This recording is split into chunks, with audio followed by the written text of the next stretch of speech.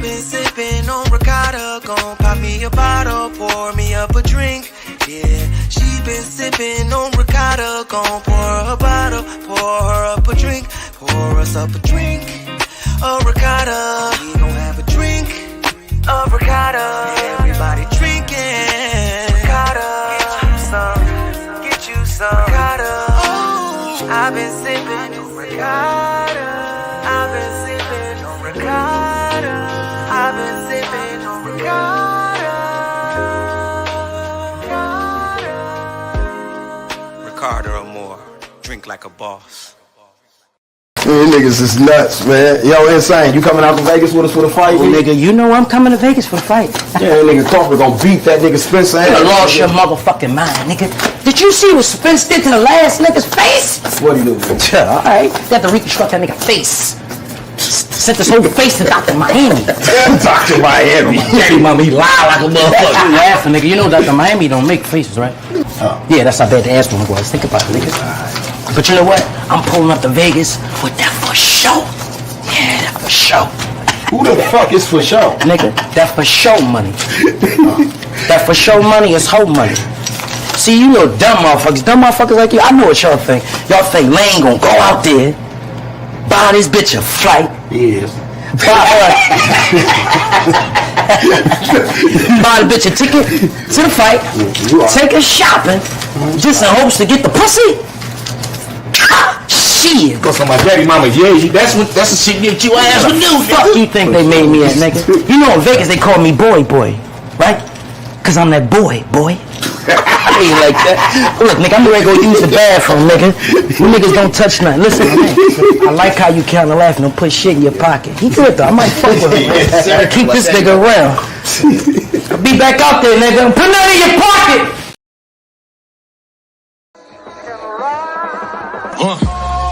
Yeah, black excellence. I am excellently black with intelligence. I am heaven sent. You are now tuned in to the Slicktalk with Scalez podcast. A corny line, so it was for him to say something corny right there. Oh, so because I'm that boy. Yeah. He's talking about to use that.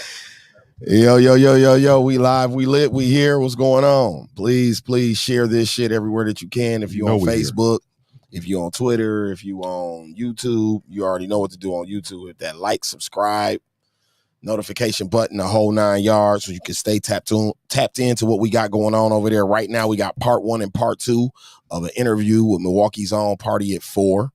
Right now, it's doing really good numbers. The first episode is probably at like 3,000 views right now. I think when I last checked, and the other one is at like 1,500. Almost at 2K. Yeah, so we decided to split that up into parts to get more content on the page. Yeah. And just in one experiment that me and Don was trying, the response was pretty good. We also had a good guest. Yeah, he's got a big, nice internet following, so that helps. But I think that combined with us adding more content to the page. So then that means we had the episode with Dame and our guest today, Monty, last week, and Munch Lauren. Right. And then we had the 2 episodes of Party at 4 come on the page last week. So shout out to everybody on YouTube. The subscriber numbers are going through the roof. We appreciate that for real. Stay tapped in. I mean, we are really building a network and an audience over here, and I'm very, very proud of that because this is episode 185, and when we left Sherman Phoenix, I was at like 110, I think. 110 subscribers. Yeah, I was at I was at probably like 186 subscribers when we left Sherman Phoenix. We was on episode 100. Yeah, we're at 7,000. So I want to say in like 76 episodes, we went up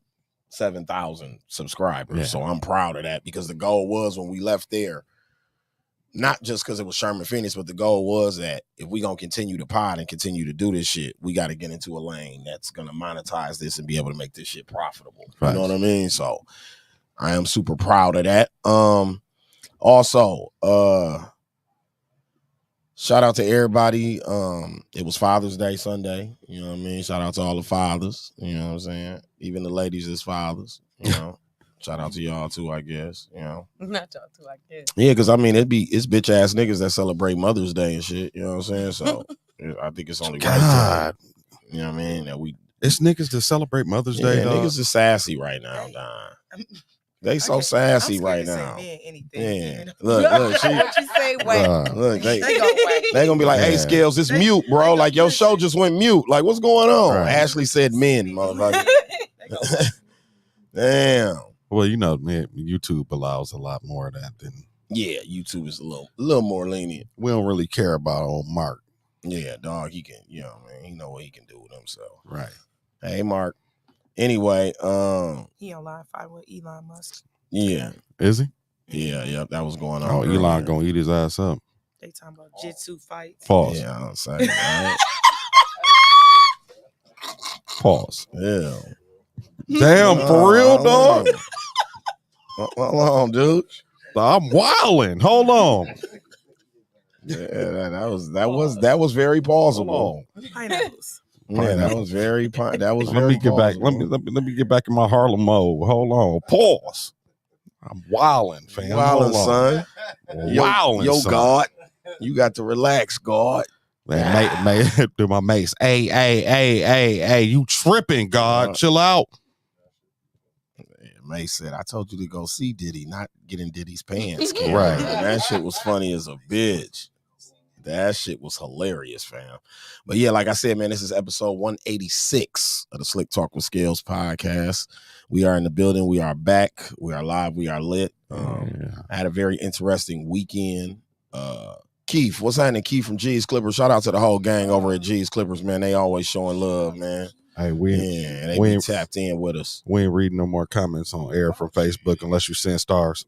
No, we got yeah, that part, but we got to shout out Keith and G's Clippers. They always tapped in with us, showing us mad love. Absolutely. Yeah, always. That's family over there. Shout out to Everyday Media. You know what I'm saying? My dog Dooch.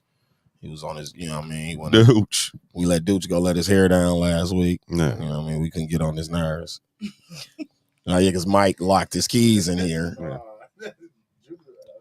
Juju let us in for that. But, you know, Dooch. No, but I'm saying when you got back, that's why they were still here, because this dickhead locked his keys. I wish our viewers could have seen when Dooch pulled up. The way Mike reacted to the car. Yeah, Mike turned into a full-on So bird. I hate that Mike isn't here right now, because I want to ask him, like, so what you thought that was, like a car full of gay boys? Right. In a white Charger? Right.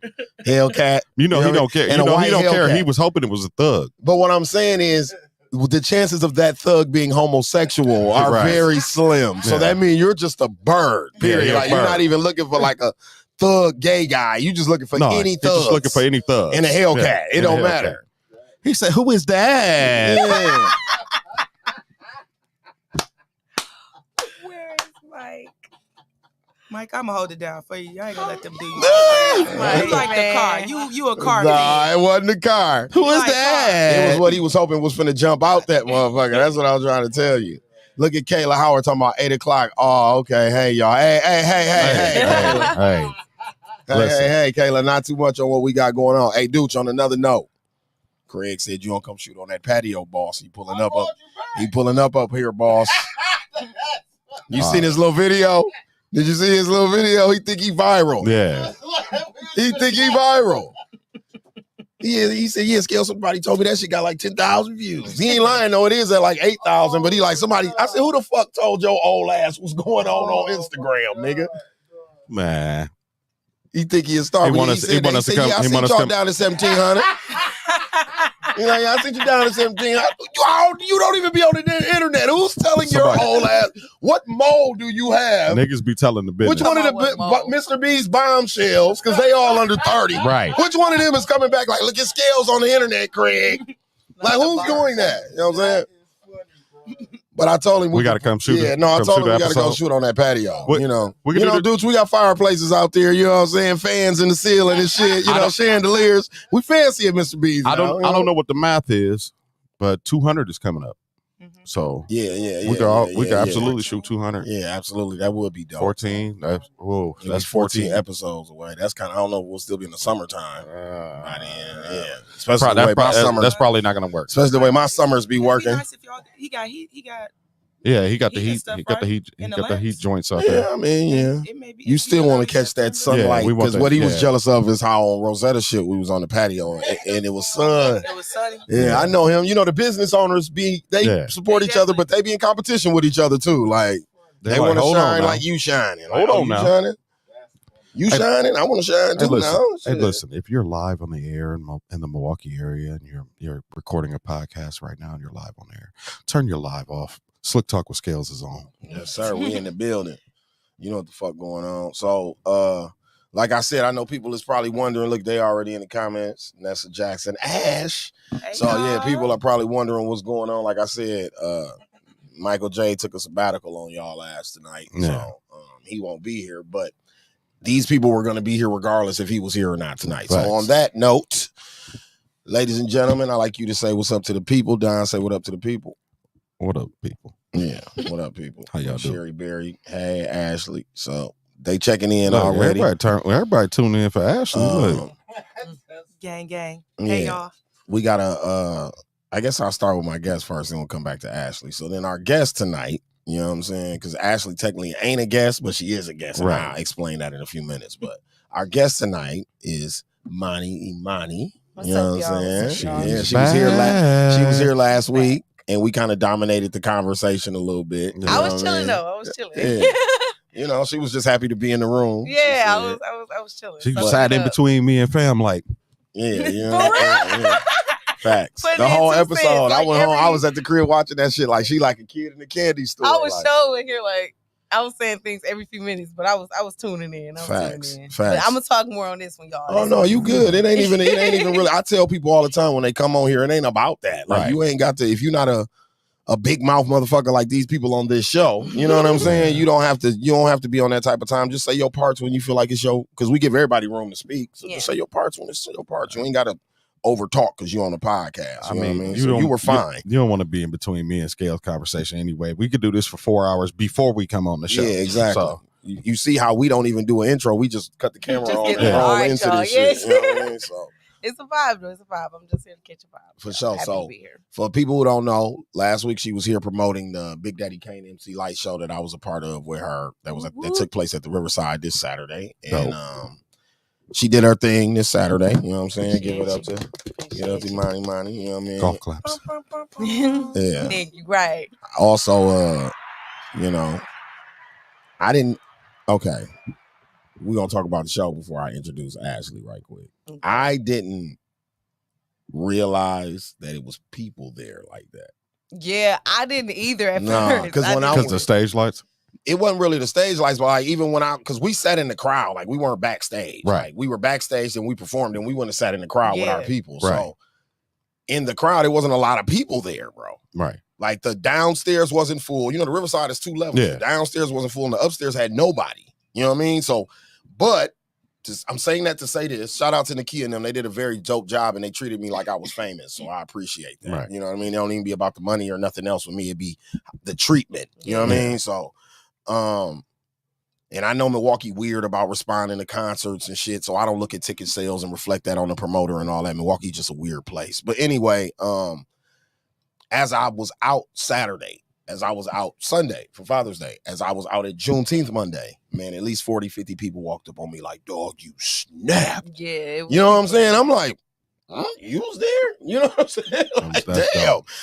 You know what I mean? So the opportunity was dope. Baby Drew was dope. Yeah, he was pretty cool. He was They lit. they honored Doc B and Homer Blow for 40, 50 years in hip hop. Shit, 50 Doc B been years, around since yeah. the shit started, and I think Homer been in the game like 41 years. I think they said or some shit like that. So hip hop's only 50 years old. That's what we were there celebrating. Also, MC Light still look like a kid. Beautiful. Yeah, still looks like a little kid somehow. Didn't need a hype man. Breath control, crazy. Still the same. You want to talk about breath control, nigga? Yeah. I'm sitting there like a student in a classroom. Bro, she like, probably been touring. no, and since her last no, album. bro, it's routine. Like you can look at her, and then it's the no drinking, drug, alcoholic, fucked up shit that an artist can become over time with that. You can tell she took care of herself very, very well. Same thing for Kane. Kane's still up there doing all them dance moves. Yes. The I man was like, 54 years old, boss, because he said it on stage because a very dope moment in the night was it was a little girl that was there with us. She was behind the scenes. I think she might have been there with her mom or something. I don't know. Her dad. She was like 8 years old.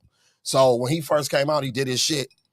And then he stopped and he was talking and shit. He like, ooh, I'm a little winded, y'all. You know what I'm saying? Like, I ain't got it how I used to. But like, I still got it, though. You know what I'm saying? Cracked the joke, crowd laugh and shit. He stopped. He said, yo, what are you doing here? You know what I'm saying? Because she's right at the front of the stage like this when he come out.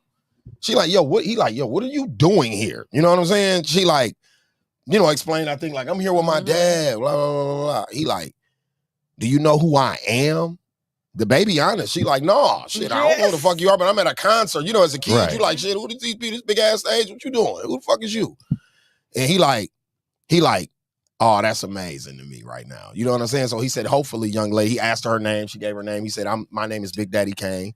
He said, hopefully, in the next 15 to 20 minutes, you'll leave here knowing who I am. You know what I'm saying? But that was the gap that was bridged that night in the building where we started the show with Imani, who's a young up-and-coming artist, and we closed the show with me and Baby Drew. That's dope. You see what I'm saying? So that's kind of what the night was about. It was about bridging the gap, taking the beginning of the genesis and the, you know what I mean, the revelations of the culture. So I thought that was dope, just locally. Yeah. You know what I mean? And then it kind of have them as the cherries on top of it. But it was really celebrating 50 years of a local hip-hop. Because the Rusty Pelicans performed, you know, they've been around 30 years.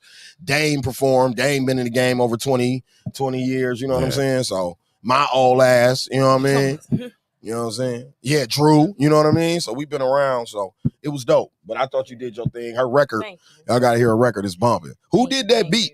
So, he do all my beats. Okay? He cold. He do all my beats. If you hear it's Wavy, you know it's him for sure. Oh, Wavy B? Wavy B? Oh, no, not Wavy Boy. People always get confused too. No, not them. His name is Playway. Oh, Playway. Yes, okay. Yes, but that's his tag. It's Wavy.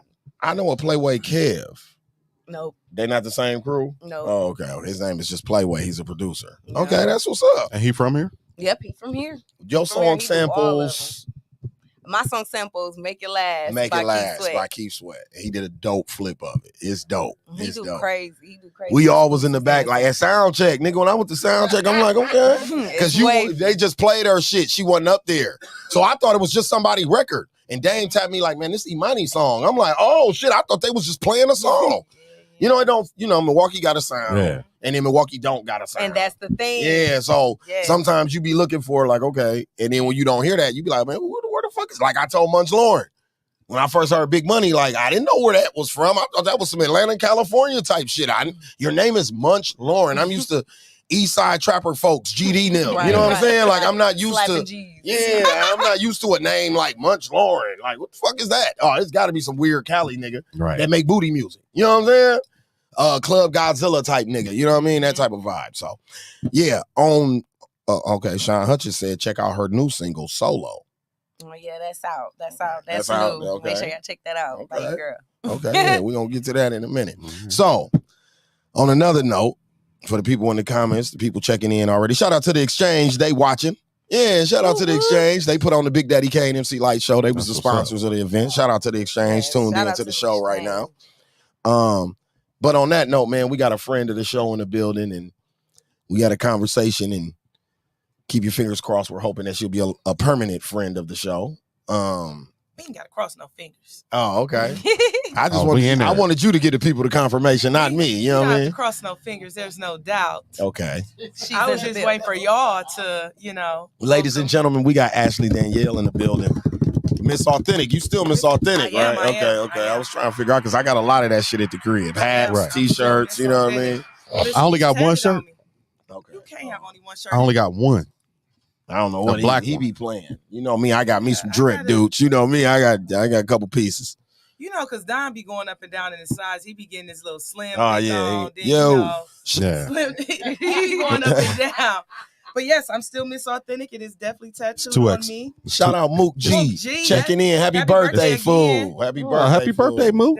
That's it's 2X. It's 2X. Okay, it's 2X. It's 2X. No, I'm just saying Mook G. I've been there for about a year. That's my dog. Like he don't even know my dog. And that's my dog. That's why I be so excited. He said he'd be back when we're ready. He said he got something coming up. Last time I seen him, he said he got to get his shit together before he slide on Slicktalk. Listen, I listen to probably 2 or 3 of his songs every day. Mike too. Yeah, Mike do too. That's like get my motivation in the morning. Like turn up. Yeah, that's my turn up. You said love. That's my go-to. Man, listen. Them dudes are so humble. Like that's why I love them niggas so much. The booty music dudes. Yeah, they're so. No, for real, they're so amazing.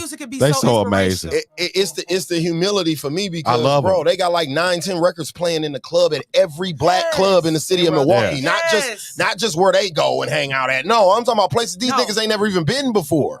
Listen, shout out Ricky Alex, cause like he'll give me that nod. Like it's a routine. He'd be like, Ash. I'd be like, dang, let me get my breath. Time to go. Because he already know. Once he drop it and he going, it's a workout session. I'm getting up.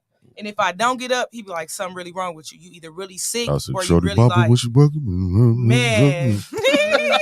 Got a whole crew. Yeah. Right. Yeah, that's my dog though. Yeah, that's the friendly. That's my friendly. Yeah. Oh. And I like the I like the something in the what up, folks. Oh yeah. But you can't call her a hoe. She right. That shit go crazy. That shit go crazy, fam. I'm sorry. Them boys. I'm sorry, dude. Hey, dude, you know me. I'm Pusha T, Jadakiss, Jay-Z. Bar nigga, but I can't front when that shit sound good and got them claps on there, baby. And she twerking over there and they twerking and she twerking over there. Oh, this a hit, boss. As far as me, don't let me be the A&R at the label. Give all them niggas $1 million. Man, listen. Today, shit. Man, listen. I'm so happy. I finally got me one. Look, B Love said we owe because I ain't know the words, but I knew the rhythm, motherfucker. Yeah, you know you owe. Right. That's how your mama used to do shit. She just hum it. You know what I mean? I don't know we owe. And it's crazy though, because if it come on, I know the words as if I wrote it in. Right. Like, I know it. Yeah. You in mode. That's why. When it's coming on. Finally got me one. I finally got a Munch Lauren song on one of my beats. So I'm like, I love Munch Lauren too. That motherfucker said, Batman dick hit the bitch like pow. He good for one of them. He's so cold. He good for one or two of them every song. One of them that's gonna make you laugh. You know what I mean? So with that being said, I wanted to get into these topics because we ain't been able to do a topic. Well, we didn't finish the driven show in a minute. We didn't really finish the I'm business. coming back to that. Oh, you coming back to the business? Okay, all right. So with that being said, I mean, I can wrap it up. I'm gonna touch on it later, but I can put a bow on it right now. Shout out to Ashley in the building with us right now. Ashley will be a permanent co-host on the Slicktalk with Scalez podcast. So give it up for that. You know what I'm saying? We got some adjustments that's gonna be coming soon. We got a person part of the show that's departing, but even if he was still here, we were gonna add Ashley to the program. So I don't want to think she's replacing him or no shit like that. Absolutely, she's filling a void that we've been trying to fill for a while permanently. We've rotated out people, and and we appreciate our guests, people who came and sat in with us for 2-3 weeks at a time or whatever. But we wanted somebody permanently for the next steps on this platform that we're doing. We can't replace that bird anyway. Yeah, ain't it? That bird's unreplaceable. The Titanic submarine. What's going on with this? What the fuck is up? What is this? What is trending? Why is this trending? So they're charging $25K or $250K. $250K to walk through the Titanic and just look at it in a submarine, though. In a submarine, right? That's controlled by a Logitech remote. But it's controlled by a video game controller, correct? Yeah. No, thank you. Like what? And they lost one of them. This is the first one that went out. People or these have went out, and this is the first one that came up missing. And Black people would never. No. Let me just put that. Let's start the conversation there, then we can go wherever y'all want to after that. Just let me get that out. I don't know how to swim. Black people would never. Bro, that's pretty much signing up to die. That's what I said. They paid $250,000 to go die. You could have gave me $50 and I would have. Ain't no survivors of the Titanic. $50, I would have did it for just that. You gotta do the fake TV, the video game. What's the music? The Celine Dion song playing in the background and shit, and crash into a bird. You know what I mean? I never gave a fuck about the Titanic, man. Wasn't no black people on there. Fuck that boat. They was all workers. Yeah, the ones that was on there was in the kitchen. That's what I'm saying. That's what I'm saying. They didn't give a fuck about them. We died. We sank first. Shit, we was at the bottom of that bitch in the kitchen. The Titanic is one of my least fucking interesting. It's so history thing. American bullshitty. It's one of them folklore ass stories, bro, with Paul Bunyan and all them fucking people. Like a folklore. So I'm like, I don't you built really the biggest boat ever, and it crashed. Great. Right. Noah's Ark, the only boat I care about. Okay. There you go. Right. That's the only boat we acknowledge is Noah's, motherfucker. Right. Like Jay-Z said, only Christopher we acknowledge is Wallace, motherfucker. Only boat we acknowledge because we don't like a slave boat. We don't like no other boat but Noah's. You wouldn't do a cruise? You wouldn't go on a cruise? It was a colored section on Titanic. I would, but my fear of boat. So my biggest fear is water and air. Yeah. The air. I'm afraid. Y'all you're afraid of heights and you're afraid of water. I'm like jumping out of stuff. Just being high up in the air. That's why I took the elevator because I can't walk up an open stairwell. Like I'm really afraid of heights. I just really got comfortable flying, but even when I fly, I go to sleep before we even take off. Yeah. Like I got to drug myself up, go to sleep before we take off. So water, I'm the same way. I'm really scared. I don't know how to swim. So I'll get on like a boat, but I'm gonna be real paranoid the whole trip. So you ain't gonna enjoy yourself. You're gonna be the whole time like worried. Yep. I mean, on a cruise, enough alcohol, you'll be all right. You'll be all right. Like, as long as I don't feel no waves. I mean, niggas be partying. But as long as I don't feel no waves. You gotta be drunk enough. Make your own waves. Huh? That wasn't the first one that got lost? Dude, for looking that up. First one that went. Oh, okay. But yeah, so I wouldn't be like, yeah, let's go like snorkeling and all that stuff. I'm cool. I take the pictures for y'all. I don't got to go down there. Yeah. I trust and believe whatever y'all say. Yeah, right. I'm gonna take your word, boss. Like I believe y'all. I'm cool. I don't gotta go down there and swim with the fish. She said, "Well, one of you brothers need to pay for swimming lessons fast." Man, that whole situation fake set up. They said it's a documentary out for it. That's what I heard. So I'm hearing like a documentary about to drop like tomorrow or something. Which I don't know if y'all watch Black Mirror. Yeah. They y'all said seen season one of Black Mirror? Episode like that. Or yeah. So basically, Black Mirror is an episode season 6, episode 1. Basically, like the lady live her life, go home that day, turn on like Netflix. Her life is playing out on TV. So everything she do every day plays out on the series. And it's basically tying into like the AI stuff. So they basically like, you sold your life away when you signed up for this. So I'm like, if they got a documentary right now, we ain't even found them yet. The oxygen just getting ready to go away. How y'all able to document this already? Damn. Either it's staged or hey, it's got to be fake. Shit for real. It's got to be fake. Honest with you, like space and water, like the ocean and the space. Like, bro, them two places, I ain't even trying to go nowhere. I'm going to believe whatever y'all say. None of that shit, fam. I'm cool because what's the point, G? Like, I'm a sci-fi nigga, so I fuck with space. All that, bro. Fuck all if I could go to space, I'm cool. The breathing and oxygen change and all that shit, dude. You know what I'm saying? Nobody got time. Sea level, bro. When you go below sea level and all that type of shit. Time never was. Your lungs can collapse. You know what I mean? Like all of that. Like ain't nobody doing all that just for the sake. That's if you outside the ship. You don't really know what's under there. They don't even know what's. They don't know what's under there. It's points of that shit where that you can't see about the they do know more about the sky than the water because it's points in the water, bro, where they can go so deep where cameras can't even record down there no more, my nigga. Man, Black Panther, this second one had the blue people under. It was a whole world under there in that water. It was a whole world under there. She brought up the water Mexicans. That's what my guy was calling them. I was calling them the water Mexicans, dog. That's what they was. Dog, man, dog, like Black Panther 2, they had them niggas fighting the water Mexicans, man. I'm like, dog, that shit was funny as a bitch. Ain't no way. Yeah. That was a weird choice for Marvel to make Namor Mexican. That was weird. But I fuck with it. I mean, was it? I think it ties to the Aztec warrior and Zulu, Shaka Zulu, African warrior. Oh, that's fighting. Yeah, that's exactly what it was. But I thought it was a weird choice with a whole bunch of inclusion on top of it too, though. Yeah, you know what I'm saying? Talokan in the comic books is actually Atlantis. They didn't want to call it Atlantis because Aquaman in DC is in Atlantis. Okay, so both Aquaman copied off of Namor. Namor came first, so the story's similar, so they changed it so that it don't have to be the same shit. And I'm like, in the comic Mexicans, book, what color are they in the comic book? Namor's like Native American looking. Yeah, right? he looks Native American. Like Native American more like than a Mexican. But he's got these weird pointy eyebrows, kind of look like Spock and shit.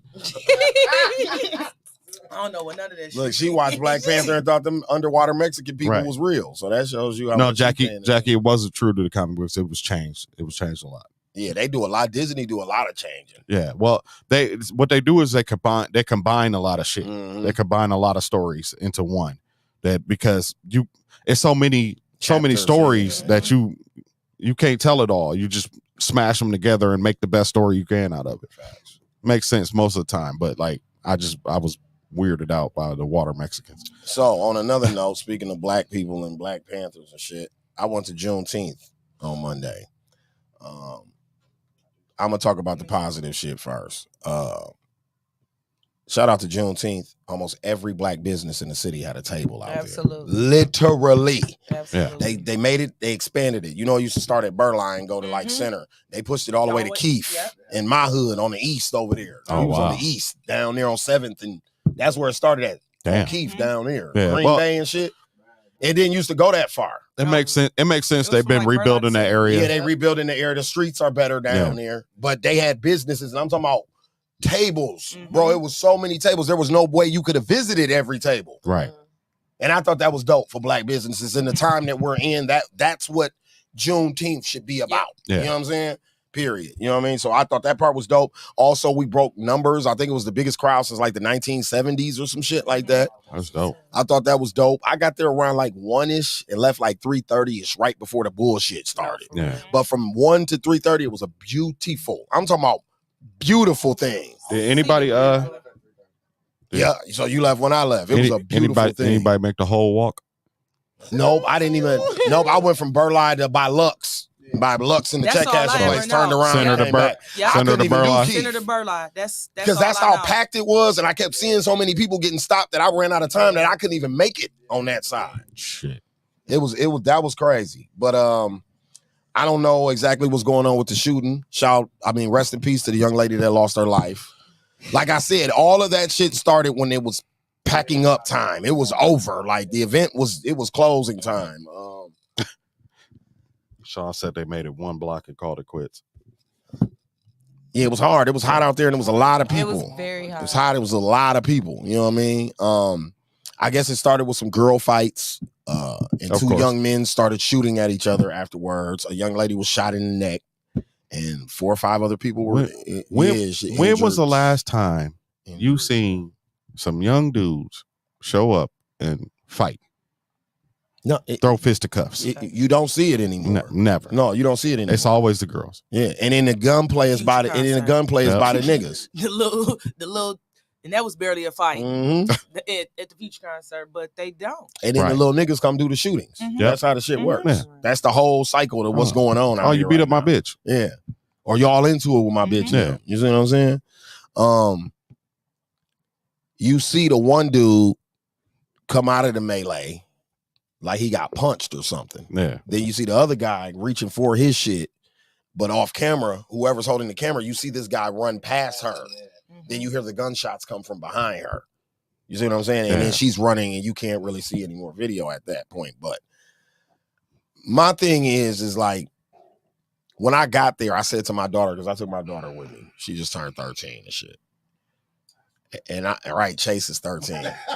So we walking and shit, you know what I mean? And I'm like, that's crazy. We get about 10 minutes, bro. Kevin is 20. We get about 10 minutes, bro. And I say to her, I'm like, these fucking Pooh Shiesty masks. Oh yeah, it's gotta end. That shit is ridiculous. It's gotta like, end, what are y'all doing? It was literally 80 degrees. Come no on, reason man. to wear them at all. I had a black t-shirt on and was I'm talking about smoking out there. Like, I had to tell my son today because I guess they went to the store. He got on one and so I'm pulling up from work. They like, hey, they're tripping. We at the store. He like, people looking at me. Why they looking? Because you got a Pooh Shiesty mask, bro, in the 90-degree summertime. weather. I said, that's a mask. They trying to figure out if you about to pass out under there. If they got to help you. I'm all for our babies expressing themselves, having self-expression, but that right there, no, it's over with. That's some lame ass shit right there. I don't give a fuck with nobody. It was okay during COVID. Well, COVID, for you to have your mask on. It's not COVID no more. Take the fucking mask off. And what it represents. We have to tell that walk in restaurants and stuff. And try to say, I'd be like, you got to take that off. Or really, I said, even if it was COVID or not, you got to take that off. You sit in a restaurant with a whole mask. How you about to eat, bro? How you about to eat? How you about to eat? But even if so, that brings up this nigga smoking hookah in a mask. Right. Like lifting it up. Let me sip this. Like, I'm what? like, but you got to understand the message that you sent to the people around you. They're gonna be scared to come in here because they're like, why y'all customers got to wear masks? If you got to wear a mask because you hide it from somebody, so I don't want you to eat here. As I'm looking at the video of the two niggas that's shooting, they got all black on, hoodies, jeans, jackets, bro. It's 85 fucking degrees out here. Why the fuck do you have black jeans, jacket, and hoodie on? Oh, because you got a gun. Right, that's why you look like that. Me, I got on these little ass hoochie daddy shorts and this tight ass t-shirt. I ain't got no fucking gun. You see what I'm saying? But you got on them big ass clothes, a poo shiesty mask. You know what I mean? You definitely packed strap, my nigga.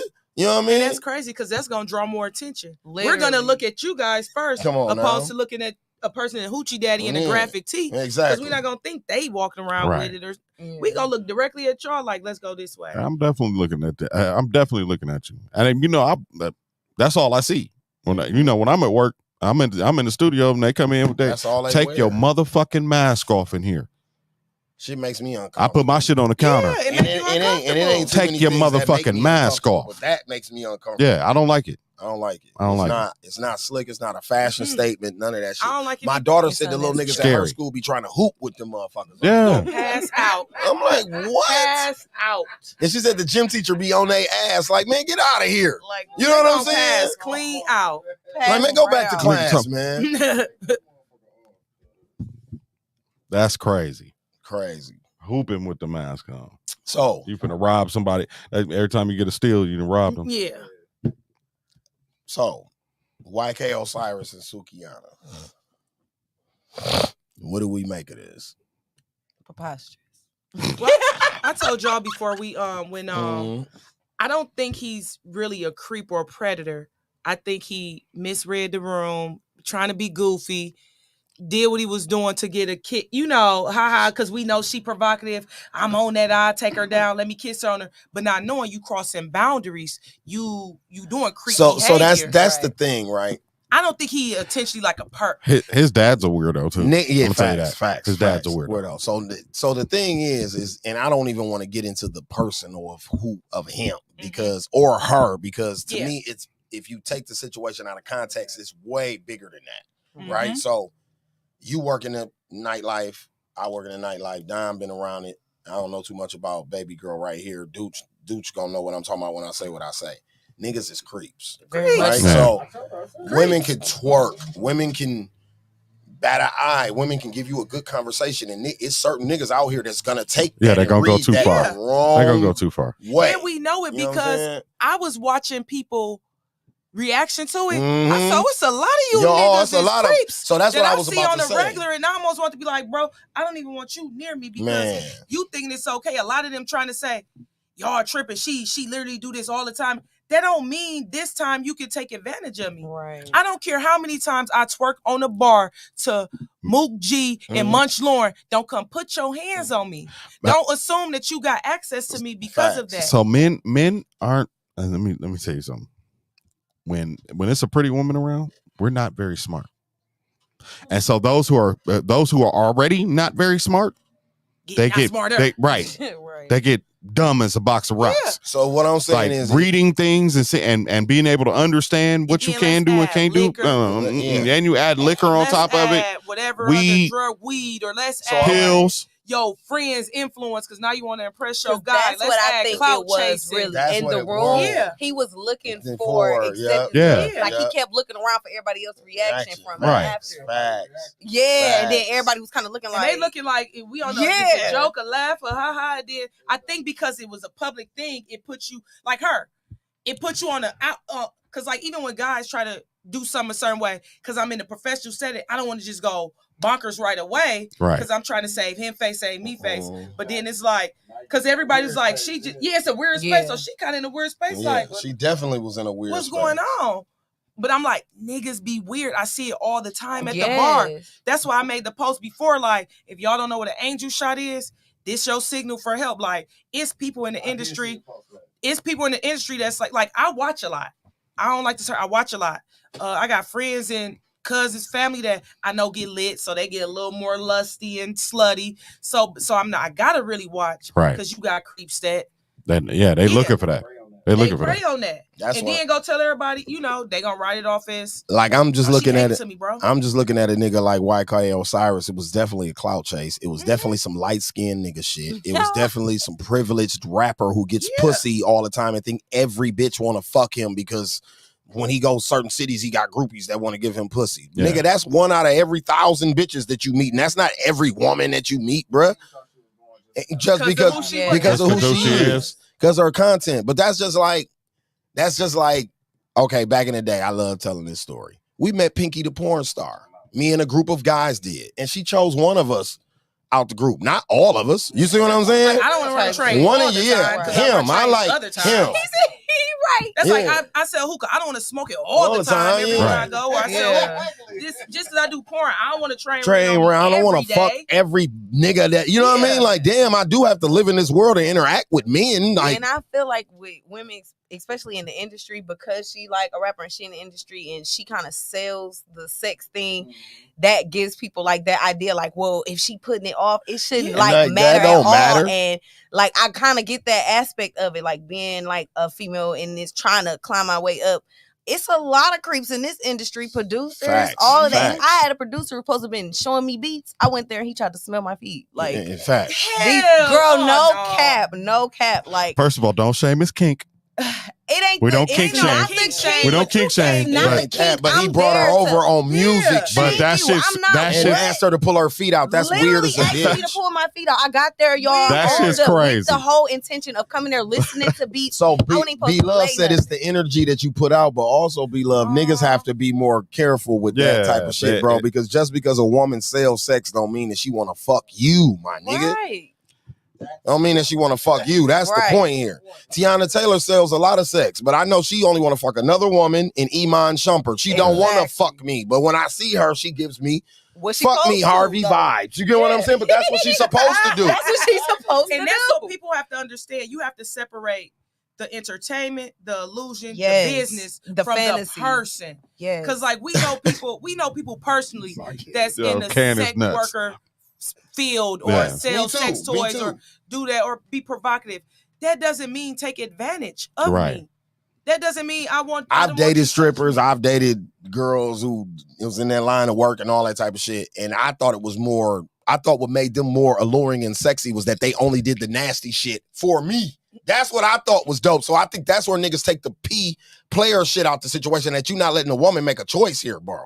You just assuming she want to fuck you because she was on the internet sucking bananas or something. Like, she might be trying to get she might be getting a bag from Instagram or somewhere for doing that type of shit. You know what I mean? Or she might be just promoting her brand, whatever. That might be her kink.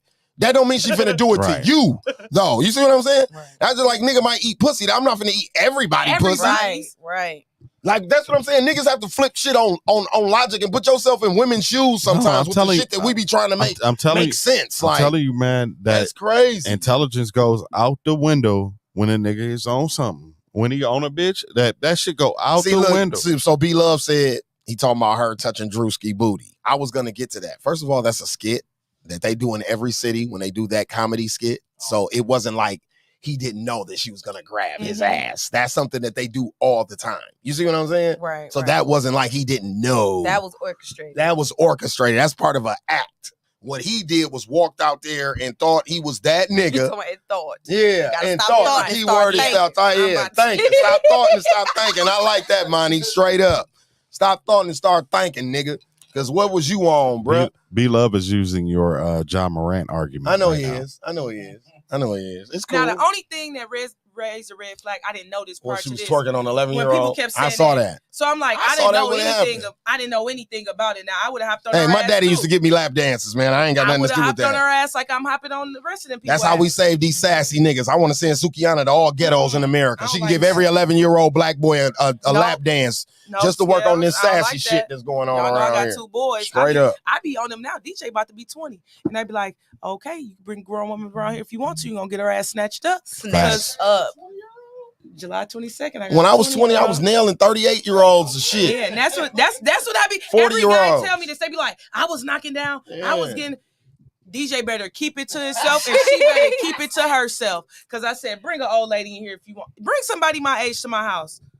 I'm like, ma'am. Ooh, especially in Milwaukee. What you were saying earlier with like he bring a chick your age, you know her. I know her. That's why I'm gonna really be pissed. Like, that means you know him. No, you either gonna be mad you don't know her, and then Right. that's gonna make you really side-eyed a bitch, and then you're gonna be mad because she your age and you know her. So it's a lose-lose for him and her. It's period. It's gonna be a lose-lose. Definitely not a Marcus Jordan, Larsa Pippen situation Right. here at all. You know what I mean? Wow. Yeah. Something else didn't happen? She told she have a. She got 50%. Pippen, a Pippen shit. Yeah, I knew that was about to happen. Future said that was finna happen. When Future was fucking her 3 years ago, Future said that was finna happen. Because remember, Future was like, "I'm finna have more money than you." Because after divorce, she finna take all your money. I'm gonna be worth more than you. Yeah, Future be talking shit. He do. Future be talking that toxic shit, baby.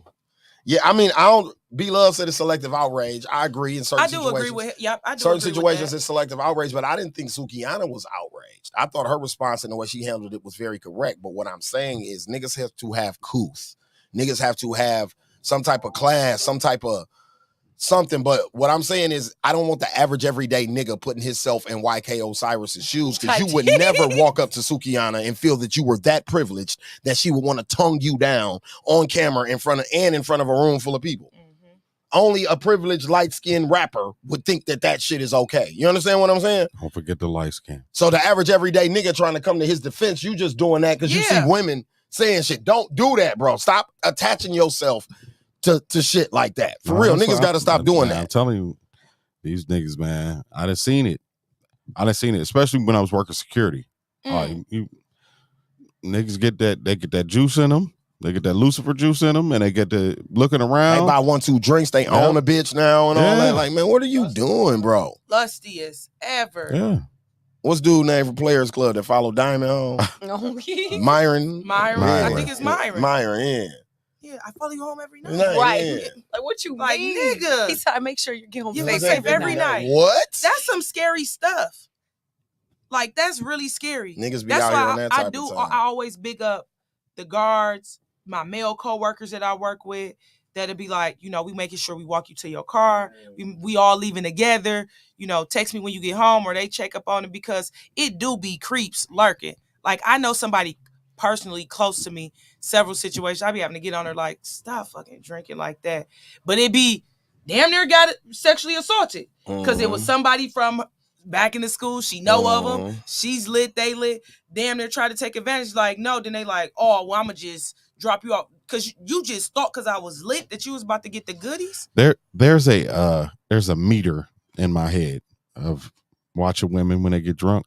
And once you get to like 3/4 of a tank, I don't want to talk to you no more. The only time I could tolerate be drunk around women or tolerate drunk pussy was when I was young and drunk and shit like that. The older I got and the less I drink, I don't even like drunk women like that. Cool. It be irritating. I'm cool. I don't even like me drunk like that.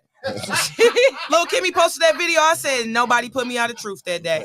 Nobody took me home that day. Y'all let me go to 4 or 5 different bars, cutting up for a whole week. Everybody's like, you was cutting up. I don't like it no more. You was entertainment. I was entertainment, yeah. You was the entertainment. No, I don't want to be. I don't know. Buy a shirt from me. Don't exactly. buy his shirt. When I get. No, I done seen you. I done seen you get that. I done seen you in mode too. Out. Yeah. So people be telling me stuff I say, and I be legit like, I did not. Till they show me a video like it was me. But I literally black out, so I be worried because I'm going to black out and say some shit that I don't need to be saying. Right. Now I done made some enemies. Facts. So I try not to get to that level, or I'm going to damage some stuff. Like, niggas be trying to associate themselves with like celebrities and the shit that they going through. Like, even with the Gunna situation, for instance. Yeah. It's so many niggas who work 9-to-5 jobs speaking about what Gunna went through. Nigga, you will never take a stand for anything. You clock punching ass nigga. Like, stop speaking on what street niggas is doing, and you're a fucking civilian boss. You snitching at work. Come on, man. The most drugs you sell is on Grand Theft Auto, my nigga. Let's be for real here, bro. You tell me that I took an extra 10 minutes on lunch. He just sold a lot of drugs. Yeah, but like Ashley said, you the nigga saying Don and Scalez took 10 more minutes on their lunch break, boss. You that guy, bro. Scalez was late today. You that nigga. Yes, yeah. Dooch was on his phone while we was at the machines. Dude, stay on his phone. Stay on his phone at the like, machines, you dry bro. snitching every day. Like, you're not equipped for none of that. Yeah, that's the nigga at the job. You know, when you first start a job, it's always a nigga at the job like, yeah, fam, I've been here for a while. Fam. I ain't a manager yet. I ain't a manager I'm or nothing. Like it. Yeah, exactly. They respect me around here, but I ain't got no title, no Damn. pay. But I'm something like it. Damn near, dog. Damn near the manager. Damn near. I be and all I'm gonna say is, dog, you gotta watch yourself around here, bro. Why I gotta watch myself? Because you gonna tell on Because you. you gonna tell. Because you gonna tell, Because you nigga. the company snitch. Fuck out of here, nigga. Them be the first people you do gotta watch, though. The first they tell you. Damn near, I be like, damn near gotta watch you. Yeah. All right, Susie. I always link with the people at the job who be like, we get off at 4:30. I'm just, you know why I'm here. Yep. The people with the Marshawn Lynch attitude, that's the section I'm you just gonna here. find me I'm at just here so I work. don't get fired. Yeah, I'm just here so I don't get fired. I got bills. Rent so due. Rent due in a That's couple of weeks, and I need some goddamn money. That's why I'm here. I ain't here to be nobody's friend. None of that shit. I'm here to get this bag. You don't watch them niggas walk in the room, in the break room like, you been in here about 3 more minutes. Boss and them be tripping. Boss and them? No, you tripping. No, you tripping. Dog ain't saying shit to me. I done seen him 3 times. He see I'm still sitting here. You the one walked your black ass in. Hey, I used to kill him like that. They be like, they gonna be upset if they keep. I be like, they told me to come here. Come on, man. They already told me. They told me to take an extra 15. You know that. Oh, I'm surprised. I bet you is. You know that I think that's some people DNA though. I think that's that. You come from that house. Nigga. You come from house. Your ancestor was that nigga on the plantation. Like, ooh, I'm telling you Mass. come from house niggas. What's dude from Django? Yeah. That's their granddaddy. Samuel Jackson. Yeah, he was out of order. But Malcolm X got a cold speech where he say that, where he be like, you got to watch them niggas who say we. Like he like the house nigga back in the day used to say, we sick, boss. Yeah. The crops, our crops did bad, boss. Them ain't your motherfucking crops and ain't no we, nigga. No we. That ain't your shit. You see what I'm saying? That's the difference. We caught. Yeah, we caught. We caught. We caught, y'all. We caught, y'all. We up, bro. Yep. We up, twin. They French. Twin. Now you twin. Now you twin. Ooh. Handkerchief ass. Shout out Tyler, the creator, because he said you ain't my motherfucking brother or my motherfucking twin. Stop calling me that. We just met. Yeah. I definitely watched that. He's like, you shake their head once and they be twin. Now we twins. No, we not. No, I'm not your twin, nigga. You could be doing some bullshit. Oh, you know what I mean? Behind the scenes. I don't want to be affiliated with that. I don't want to be Tyler. You and your twin be on that bull. No, I ain't my motherfucking twin. You ain't come out my mama coochie. Shit, I don't know that nigga. I just said that's an associate. You can say me and my associate, motherfucker, not me and my twin. You know what I'm saying? Fuck out of here, nigga. That shit crazy. No. I want to say this. Shout out to DC the Don. A lot of people don't know him. Young up and coming rapper from Milwaukee made the XXL freshman cover. Ooh. Yep. Shout out to him. That's what I say. Yeah. Made the freshman cover. He's from here. I know some people that know his mom. I don't know her personally, but I know her friend circle. Little backstory on him. He's 23 years old. He went out to Los Angeles, California to play like prep basketball for a little while or something. And then he came back here and works on music. If I could compare him to an artist, he's kind of like Yeat or Uzi Vert, Mo Bamba, Sheck West type lane. Not really a Milwaukee sound. Yeah, he's 6'7". I told you he played basketball. I told you he played basketball. You know what I'm saying? So shout out to him. No, I checked out a couple of records. I like it. It's a vibe. It's a little Uzi Vert type vibe. You know what I mean? That emo type rap that the young kids is doing now. But it's a nice little vibe. The joint that I checked out. But shout out to him. I just love to see Milwaukee win. You know what I mean? Even if I don't know you personally, or I might know your folk, or I might know somebody. I just want to see you win. I want to see these babies win always. I don't give a fuck what they doing. Basketball, fashion design, whatever you doing. I want them to be successful and rep your city. I like the fact that he's doing interviews and not excluding Milwaukee. He's not giving LA all the responsibility for him blowing up. He's still crediting where he's from. So I appreciate that. You mentioned Sheck West. Sheck West don't never bring up Milwaukee. Well, I just watched the interview recently where he was like, I can survive anywhere because I'm from Milwaukee. He was just on a podcast recently where he said that on the podcast, like, I'm not scared to go anywhere in the world because I'm from Milwaukee. He was telling the dude in the interview that. Like, I guess they were talking about, I ain't never heard him say it. Yeah, he did a show like somewhere that's very dangerous in like the Middle East or something. And he was like, man, shit, I ain't scared of going nowhere. I'm from Milwaukee. So I thought that was kind of dope. You know what I mean? What else I had on here? We talked about Boosie got arrested. I guess this case has been going on for a while. He went to court, right, Dooch? And they kept him for another thing they dropped. And then he was on a video like John Morant brandishing a weapon, and he ain't supposed to be around guns. So they picked him up because he's a felon. Because he's a felon. He ain't supposed to be around guns. So the other one got dismissed. The one that he went to Facts. court for got dismissed. And then got this and one. They picked him up like also, from the video. Also, he's not fully responsible, but his homeboy is the one that smoked King Von. Quando Rondo got indicted. Yeah, I seen that too. The Crips from Savannah got indicted in Georgia, and he went down with the indictment last week. So, yeah. Karma is a bitch sometimes, right? So, If I was Boosie, I'd just say it was a toy gun. It was a toy. I I said what a little doing. toy lighter gun. I was gonna say whatever Ja Work for Ja. That's what Ja. It was a prop gun. The difference between him and Ja, though, Boosie's a habitual career criminal, and John Morant plays basketball for a living. They said they've been trying to get him for a long. That's why they keep pulling him over and shit. That's why he said that. No, they don't. Hoping it's a gun or something in the car. Absolutely. The man building his own city. Yeah, you know what time it is. You know they're finna sweat him. Absolutely. Ruby Rose. Do y'all know who the rapper Ruby Rose is? I know of her. You know of her? Ruby Rose says she only likes to date guys that don't like her. I think a lot of people like that. It's a lot of people that like that. They like the people that don't like them. That's they like toxic the by design. That is. That's terrible. What does that is even it like mean? the feeling like it's an ego thing? Because once you won or once you win them over, that you don't like even want you. it no more. Yeah. So Because that's what she was saying. She don't like the niggas that be all over. She Right. like niggas. Okay, I get it like she that. like niggas that really don't pay her It's no a attention. challenge. But then I kind of feel it on if you explain it like that. Yeah. I don't crowd me. Like give me a little space. But I don't want you to not like me 100% because I'm gonna not like you 1,000%. Like I'm a match to unlikeness. So, but it's a lot of people that's like that say this. Like, She like people that don't like she them. likes the game. But it's she likes the game. ego. It's So that's what I was about to say. The chase, the conquer. I was about to say that because off of what Ashley was saying, I was gonna say that's the tricky part of the game for us. So we're playing chess, right? Dating is like playing chess, right? You know what I mean? And all the kings and big pieces is in their court, bro. We trying to get them. You see what I'm saying? The whole thing is about us trying to get them motherfuckers. So right.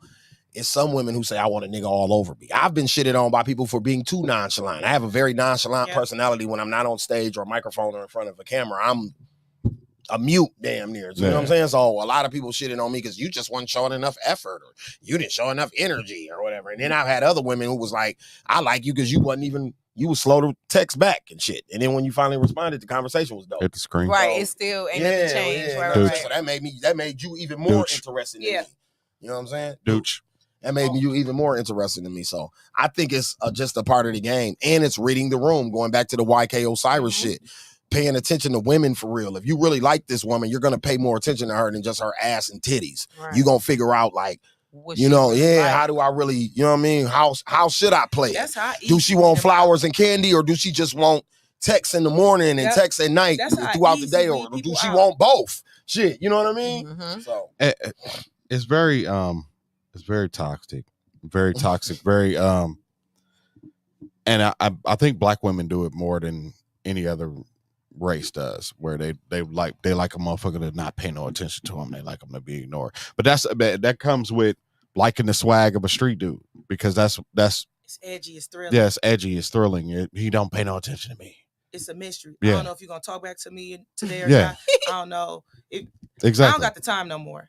At 38, I can see back then. Yeah, young. That's to me. That's a young nigga. I ain't got the time. Ruby Rose is young, so that's why I'm like, that's so young. Y'all got time to keep me and her close in age, and I'm the one that you got to worry about texting you back 2 days later. That's me. That's you know what I'm saying. I'm the one that get told you don't be interested. I didn't think he was interested, and I'd be like, you don't have to think. If I'm not showing interest, I'm not interested. And maybe she worded it wrong because maybe she did mean like what you mean versus like I when think people. The headline when I clicked on it was what I read, but when I got in the context of what she was saying, that's what she was saying. Yeah, I think that's what she was saying because it do be different. Like she likes game. Used to people probably because she's Ruby Rose. And she likes game. That's how we thought. That's how we're taught to be players, right? Is you beat a girl, y'all go out, kick it, whatever. I don't call her for 3 days. So look, that's the thing. That's what you taught that. Leave her wondering. Right, leave her wondering. Yep. I wondered, right? Somewhere else. As soon as you come back in 3 days.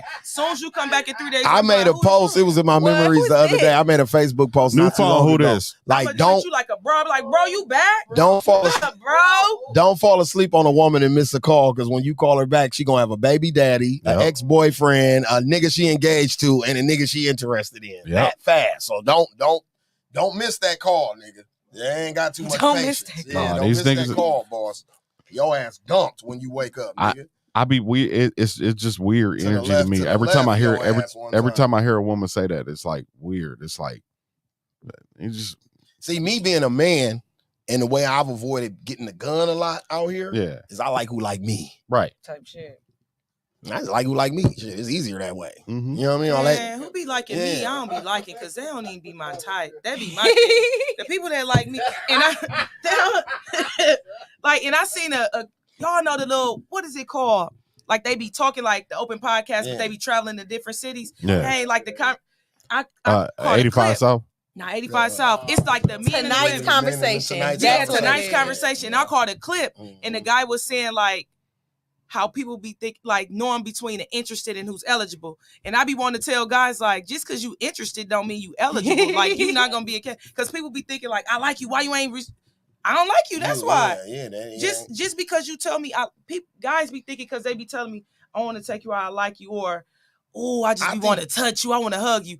First of all, creep, that's really gonna make me go the opposite way.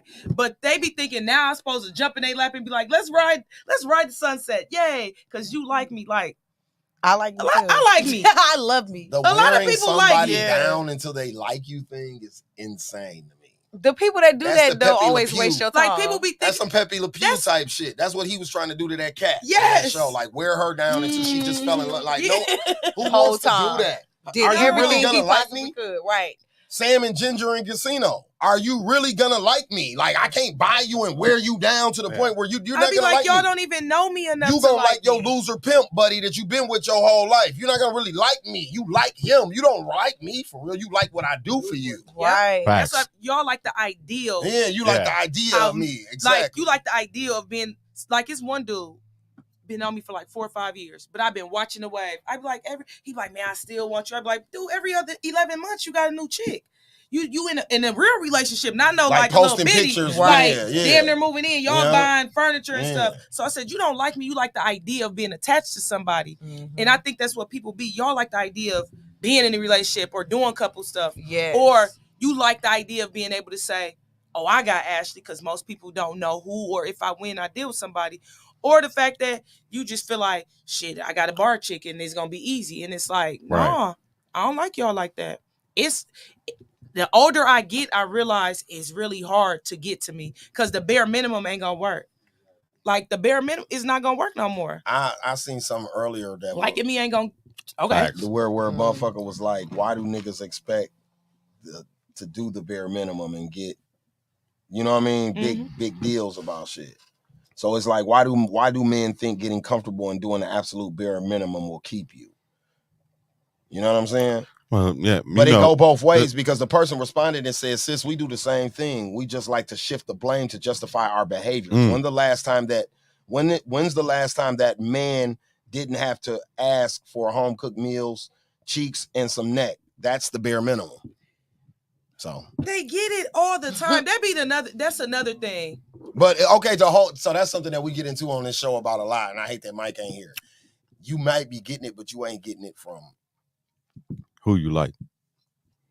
You got it. So if you got 2 home cooked meals, I'm not doing the third to try to outdo them. So hold on. You're full. So what I'm saying, you can't even eat it. What I'm saying is, what I try to school women on in that, because I'm on y'all side with this, is that you can't base how we view y'all on sexual condentation, because we will fuck a hole in the wall. We will fuck a sock. Men, thank you, Scalez. You know what I'm saying? So you can't base our love that all the time on sexual condentation. You got to base how a nigga feel about you on some hole. It ain't just the dick, because a nigga will fuck anything. A pie. Yeah, Dude anything. Put his wang in a pie on American real. Pie. Yeah. Like, y'all go, and I tell men all the time, because they be like, why are you so, like, unenthused, uninterested?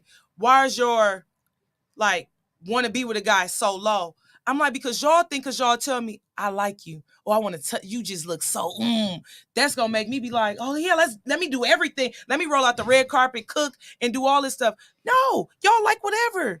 Y'all gonna like what like y'all can't even tell what's men and women nowadays. Y'all y'all nothing in socks and stuff. So that being sexually attracted to me or any of that, and now I realize y'all don't even have to have attraction. It's a lot of niggas say we just fuck for the sport. Yeah, just for the sport, just to get. I don't even like a girl. It's just to get a nut off or just to do something. What is the number one reigning thing from this show?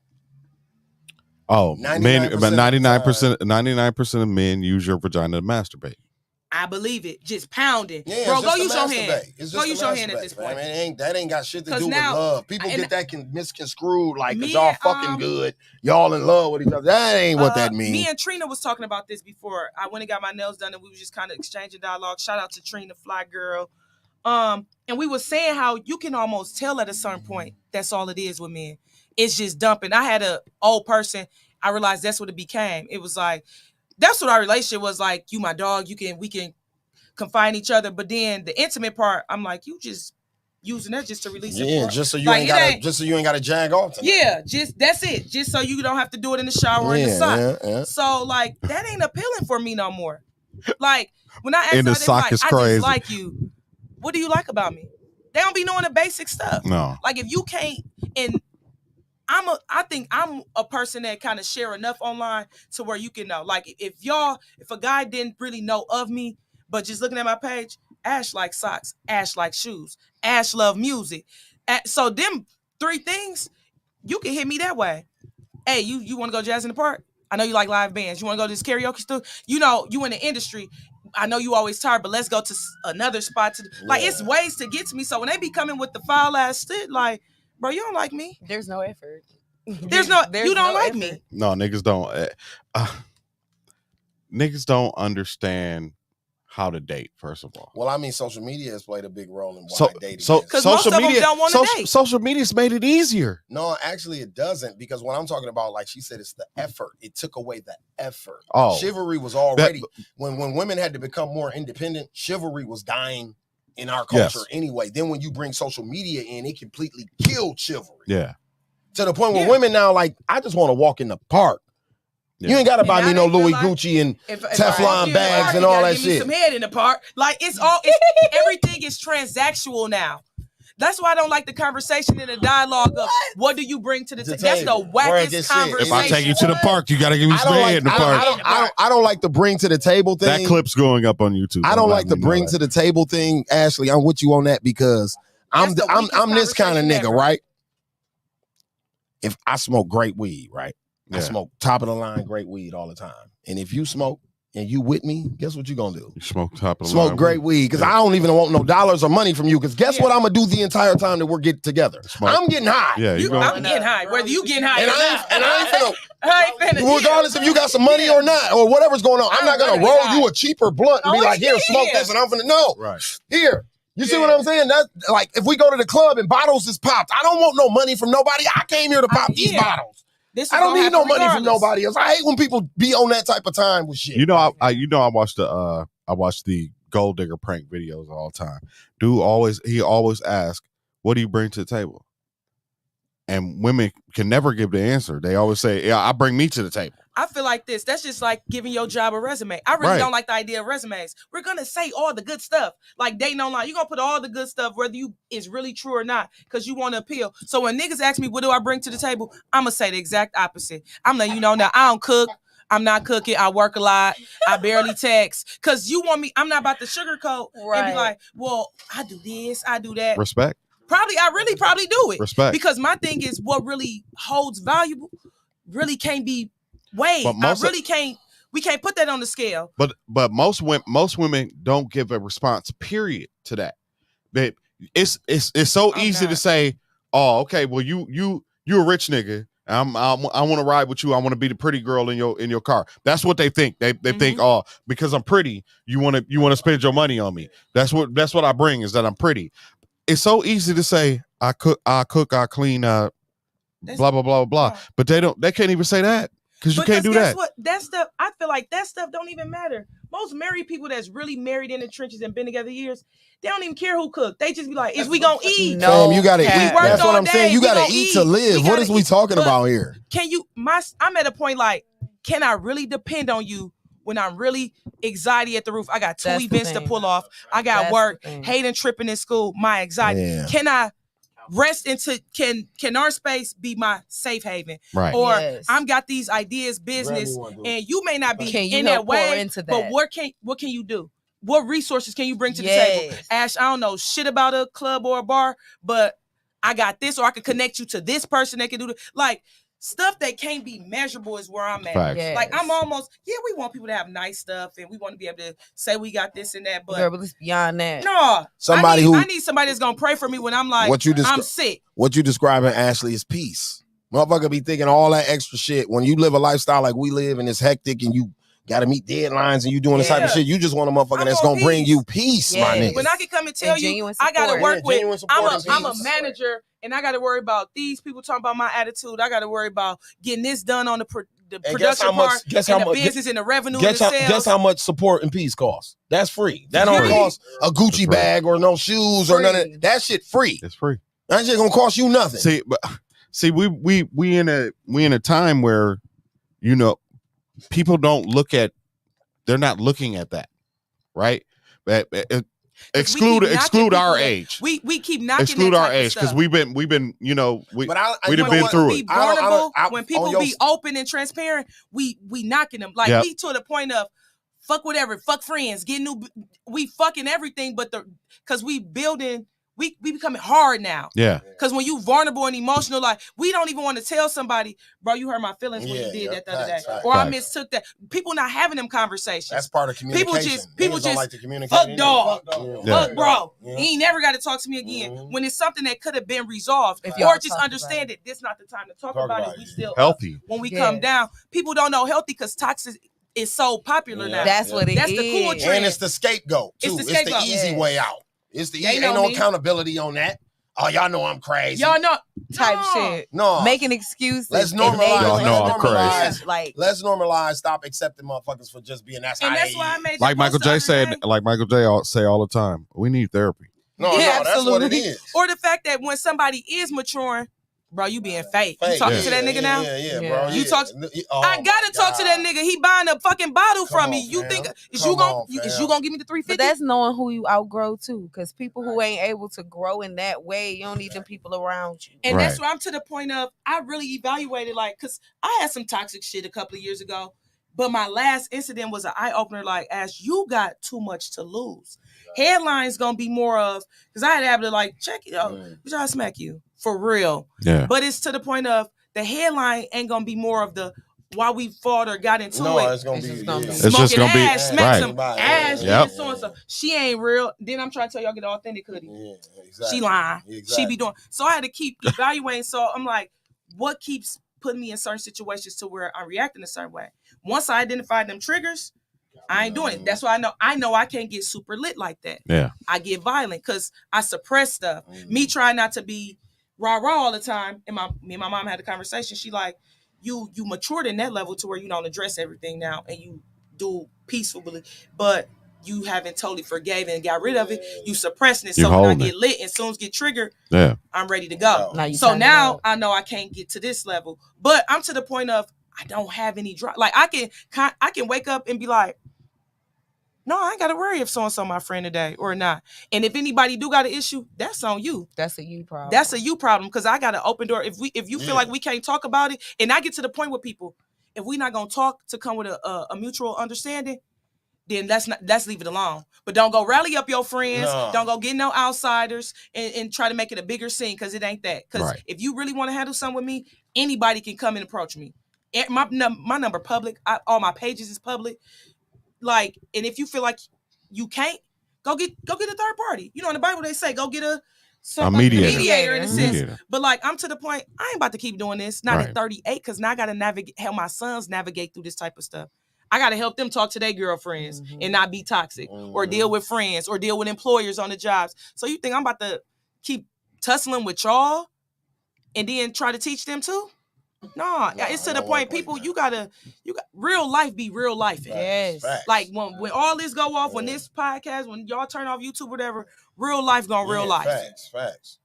Like you gonna have bills. We still deal with illnesses. Yep. You still people dying and shit man. randomly, all types of weird ass shit going like on. life be life, and I don't got time to be worrying about.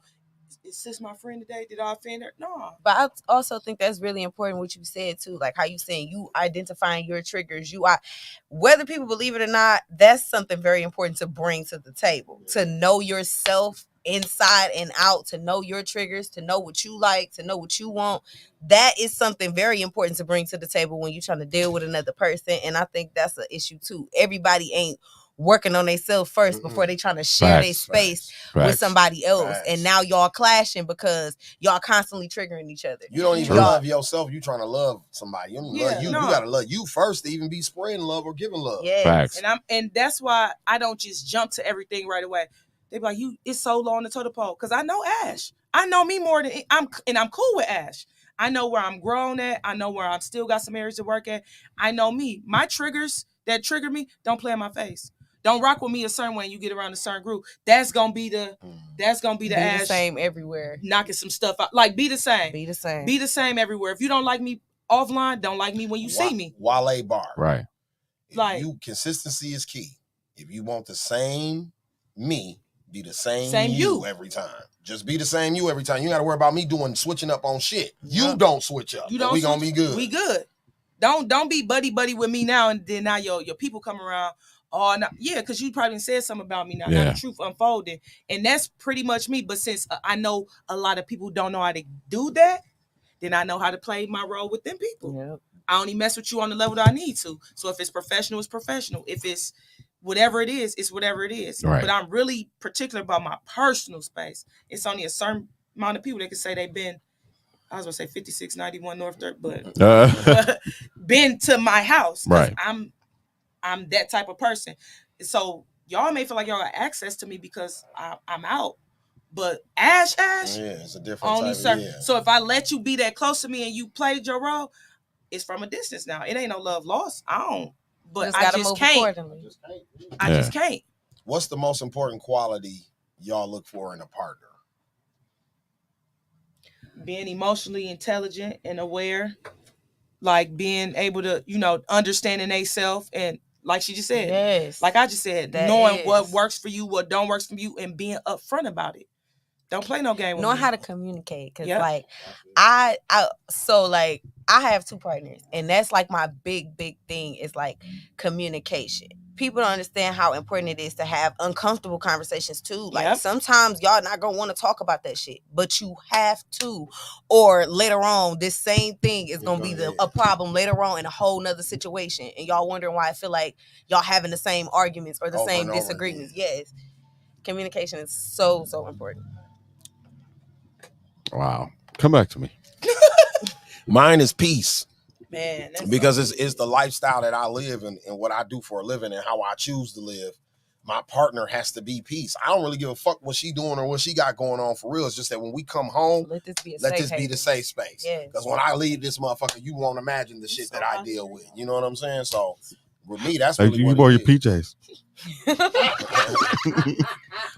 said that's fashion. What Cardi B said? With this fashion. The fashion over PJs. Probably support. That the one thing I've probably never really gotten in a relationship is support. And people think they're supporting you, but they're not really. Oh, that's a thing. Or support me in the way that you feel like it's support. Right. It's support, but it really ain't been, it's not supporting me. Right. Some people like, I want to get you this gift because I want to get you this gift, but it's not what I really want. Right. You just doing it to please yourself. Self-gratification. So a lot of people support. Oh, I was supporting you. I did something. It was, you really did it for your own ego though. To feel better for yourself. Yeah. It really didn't do what I needed it to do. And that's key. Especially gifters. Gifters are like that.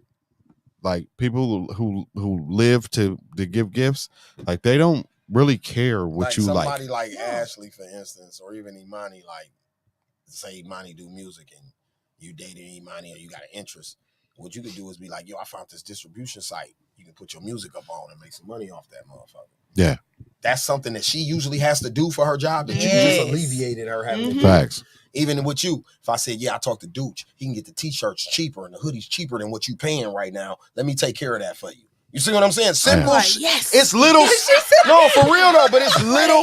It's little simple shit like that. Yeah. You see what I'm saying? But people don't understand that. They think the grand gestures is how you show somebody. And I'm very big on what's the little thing I could do to help you. What can I do me right now? A green smoothie in the morning to work. I'm gonna be lit. Some Starbucks. Some simple shit. I need to do a green smoothie and I be sluggish in the morning, but you like, I know you be tired and you on your healthy kick, here's a smoothie. What Miguel say is the simple things, right? Yeah. It's the simple things.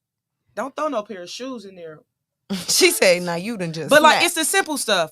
Like, you don't have to hound me all day. Like, what you doing? What's up? Good morning, beautiful. I don't need none of that. But if you be like, you can share my damn post, or be like, I see your flyer. I sent it to all my friends in my phone. I airdropped it to my office or whatever. I'm gonna be like, bet. It be niggas that be like, what you doing? So and so. I be like, what I'm gonna do on Sunday at what time? Right. I got an event. Oh, babe, you know. Baby, we ain't even gotta talk no more. Cause my stuff all over my social media, and I know when I promote, I kind of over. So if you don't know what I'm doing at certain days and you times, ain't really paying attention to me. You're not paying attention. You ain't paying attention to me. You ain't paying attention. Because that's why I said niggas ain't P. Because I'd have been like, oh, how much is the ticket? Type you shit. can spend. Listen, that's how you spend that. But niggas so dumb, they be like, oh, you got something going on Sunday? You can buy one of my t-shirts for $15 and be like, sponsor. I'm gonna just buy two t-shirts, raffle them off. I'm gonna be even geek if I don't like. come. That's support. Even if I don't come, here go $15 for your ticket. I might not even come to the shit. But that's support. She gonna remember. Hey, that one dude flirted with me that day. He bought a ticket just off the street. I'm gonna remember that person over a dude steady trying to just sit in my face all day and talk to me at the bar and lie about some stuff. Because I don't care. I don't care. No, like I said, it's chess, bro. It's all about the pivot. It's all about the next move. What's your next move on that? When she says that, how are you? What's your reaction or counterpoint to that? You know what I mean? That's gonna determine how this situation gonna even work out. Like you know for real. Like I was with somebody who was about the grand gestures, and at the end of the day, it was dope shit. But I don't really give a fuck. It don't hold no weight. It don't hold no weight. But coming to knowing your person too, because you would know that's like a love language. Maybe you're not a grand gesture type of person. And if she really like was paying attention, she'd see like, this he ain't gonna care about this. But if I like kind of ran his bath and put the, he like that much better. That's more. It's so many of my male friends. Like I've done stuff like birthdays, little Chris. Or they girls they really dealing with be asking me some of the most basic stuff. Like I had a girl before, like, what so-and-so, what size he wear?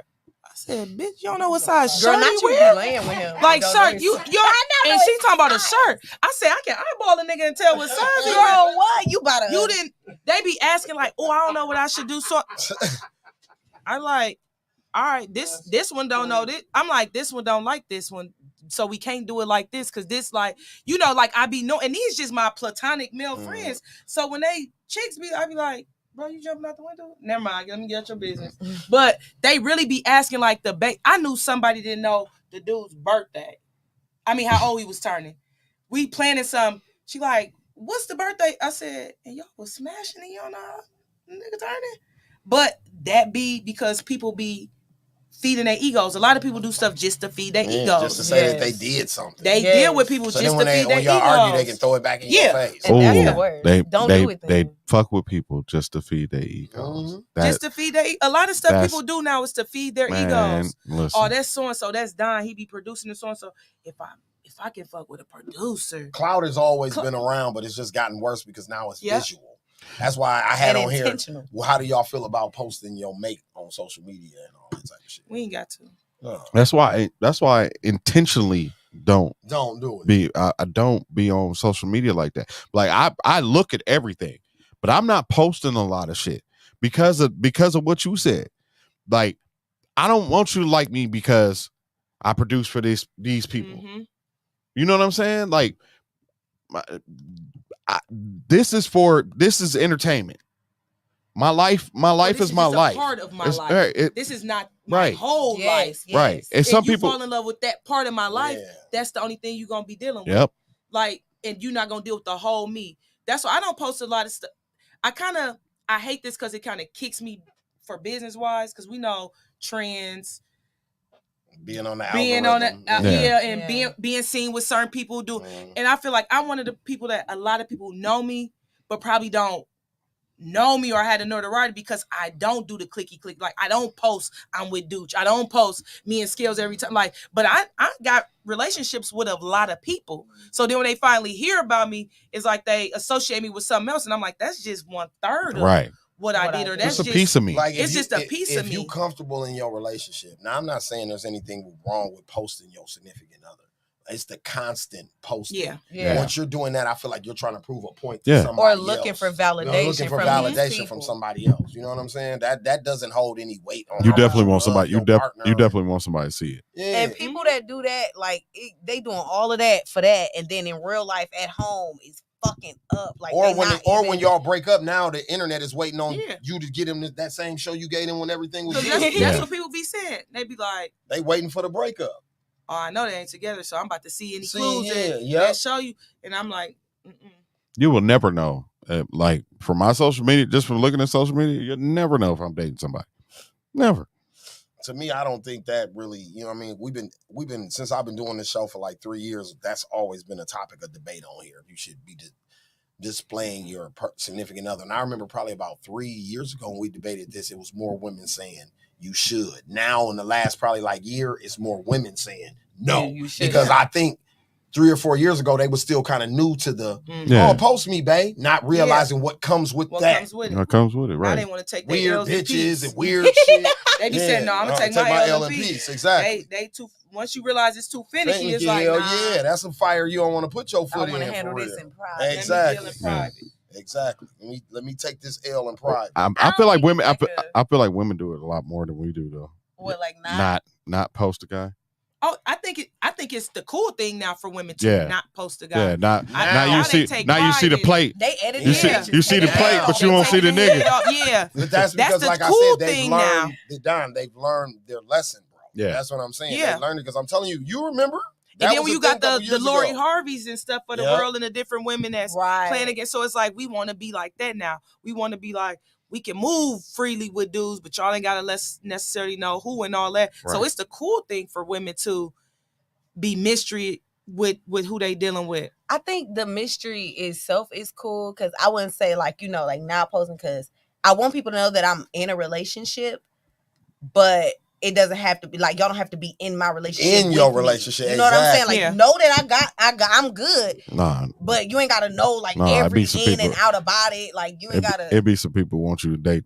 They want you to like you're in the relationship. They want all the people on the internet to be their other girlfriend. What was that dude? When the Lori was at that time it was like Lori Harvey and all them dating shit was going on. And that was like the trending topic. Ari and the money bag. Yo, remember we had a week where it was a whole bunch of that shit going on. I remember I made a tweet like, take me out the group chat. I don't want to be in your I got my own goddamn relationship problems. Take me out the group chat, fam. I'm there with Carisha and Diddy. Love it all. I love it. But y'all can take me out the group chat. I'm sick of the back and forth. I don't care. We get the basis of your relationship. I don't care no more. I don't care who pee on who, what movie y'all go to, what big grandstand. I don't care no more. Baby on you, all of that. Who cares, man? One day y'all in love bad, then you free and you sing. We get it. We ain't even got here no more. He acting bad. Y'all acting bad together, then y'all not acting. I get it. Like I said, do I love what they got? Yeah. I respect it. If y'all got an understanding and it works, she's able to grow from her career is taking off from it. If nothing else comes out of this, she's in a better place. She's in a better position. Yeah. Like, it works for y'all. Y'all had an understanding. I get it. But take me out the group chat. Now that you bring them up and to pivot off of relationships a little bit, we got Imani here. She's an artist. What do you feel like the state of female hip hop right now? Because we didn't get to elaborate on that on the last episode. Honestly, that is so sticky. Because, like, for me, I feel like my climb is much, much tougher. Well, the girls like me only because we not the the scheme, trick a nigga, kind of, I ain't showing my ass, you know what I'm saying? Like, I'm not rapping about, you know what it's like, I'm not in that dynamic. I rap about what I want to rap about, you know what I'm saying? I dress how I want to dress, and I just carry myself how I want to carry myself. So I feel like it's harder. If I was like, trick these niggas, woo, woo, woo, they probably be like, ooh, you know, woo, woo, like, but it ain't giving that. I'm not, nothing against the girls that's girling on that tip, because what's for y'all is for y'all. But what's for me is for me. And I feel like for the girls like me that want to talk about what they talk about, because a lot of my music, I'm talking about women. I love women. If you listen to my music, that's all I talk about. That don't take away from the fact that I do got a man. But, like, I love women. I've loved women my whole life. Like, I got a woman. Like, I love women. I had somebody that I did a song with. He told me, like, you will probably get more attention if you talked about niggas. You need to talk more about niggas. You need to say this type of stuff. You need to come off like this. And that's really what they be on. Like, you have to, as far as women, we got to. Where niggas, y'all can talk about what y'all want to talk about. Well, one of the problems with the industry is 90% of them girls writers are dudes. Yep. So they're going to write what you just described. Like, if that nigga you talking about, if you'd allowed him to produce and write your record, you'd have been rapping just like Lotto and the rest of them. Crazy. Because you'd have been saying what we think a woman would say, or what you know y'all what I'm want to saying? hear. What we want to hear from a woman when she rap, not what a woman really would say in a rap. For real, it works. You know what I'm saying? Oh, I'm not saying it don't work, but what I'm saying is that's how you get that. Yeah. What she's describing is if 90% of them bitches was writing their own raps, the vernacular and the narrative would be totally different. Right. It'd be back in the day. It'd be MC like Queen Latifah and them. Where motherfuckers. There's a lane for us, so we still, like, don't get me wrong, I do like the girly girls. I do like that's what I said, nothing against them. But I still want to hear I want to hear the different lane. Because we're all not that. Yes. We're all not scamming on the rich ass. I think there's so many. Yes. And they think every female rapper that's coming out has to be on that tip. I'm not on that. I think if you want to go fast and get it fast, take that route. Right. But if you want to be true and authentic, because I still like the conscious rappers. I still like to hear, I may not be like in love with women like you are, but I do still want to hear a woman admiring another woman from a different angle. Yeah. You know, because right now is either we scamming on a nigga or fuck that hating ass bitch. Yes. You wanna whoop we that smoking on you in the pack and all that, yes. which is cool every now and again when you in a bar, the tomorrows, I want to say I'm standing on these bitches' necks, but then I also want to be like, some other shit too. I want to hear some other shit from women. Like, and like I also, like, don't get me wrong, I be extra sexual in my shit too. Like, but in my way, how I want to do it, not how y'all feel like sex should be sold as a female artist. You know what I'm saying? To Don's point, it's working. I am proud of the girls right now, I would say. Even more than where they were 5 years ago. I think where the girls are right now is a problem. Like, if we just look at the game if we take the map of the country, right, and we just take current hot artists that's trending right now, you just look at New York.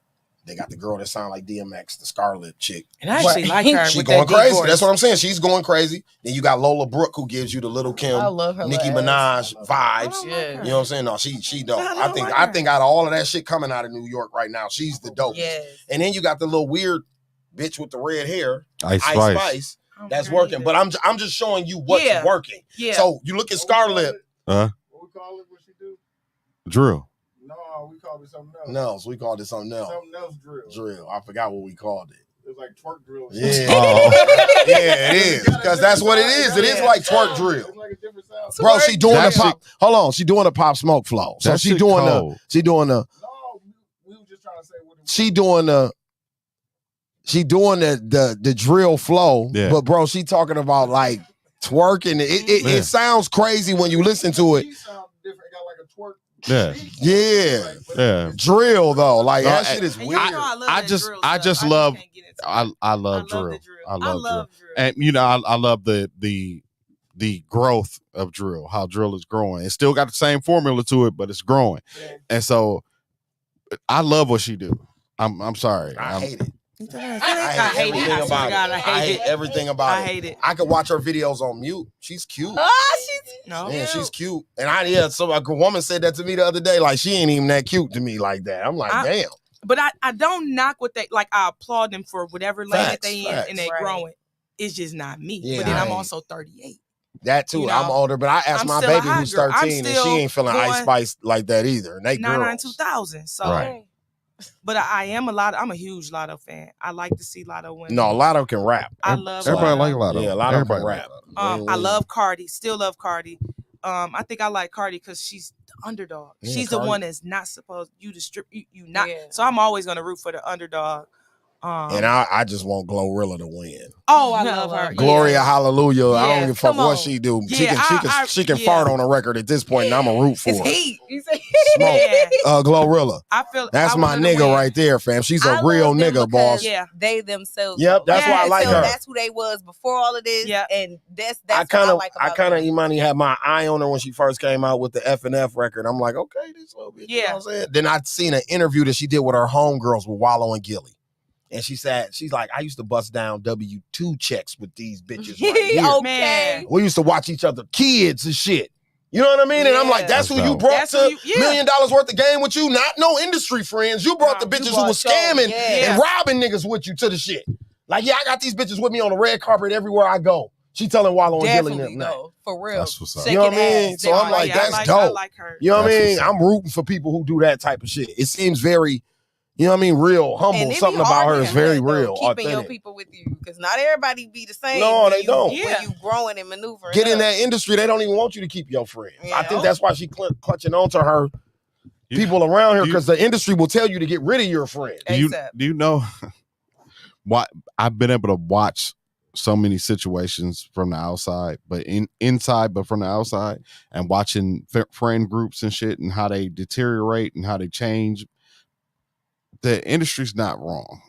Like, it's not. They're not wrong. And Kanye West still had GLC and them niggas around him, bro, he wouldn't be acting the way he acting right now, my nigga. No. You can see the artists who have their friends still around them. They're very grounded. No matter how big they get, even athletes, no matter how big they get, if they keep that original friend circle, look at LeBron James. I say LeBron. If you keep that original friend circle, you will be okay. Where you get in trouble is when you start cahooting with industry niggas. Rest in peace, Takeoff.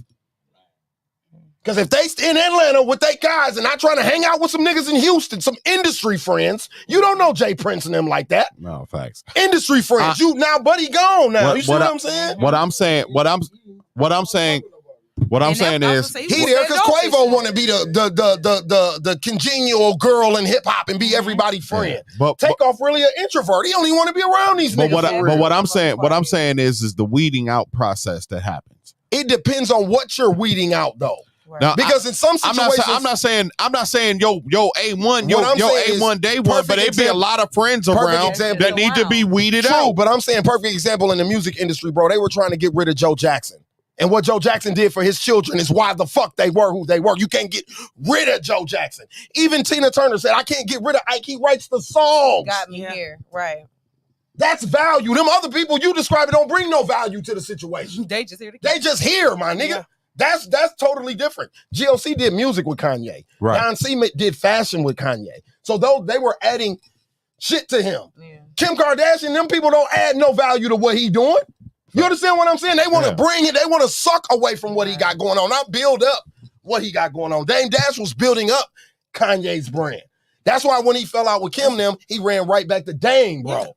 That's when a lot of his problems really, really started. Yeah. When he clicked up with that family, when he thought he was... Because it's what I said. It looks from the optics, it looks like it's the best thing, but when you get inside of it, Kris Jenner's whole goal is to make what you and her daughter got going on be the hottest thing in America. And if that means making you look like a fool, then that's just what it is, boss. At anybody's expense. That's why I don't care for that whole brand.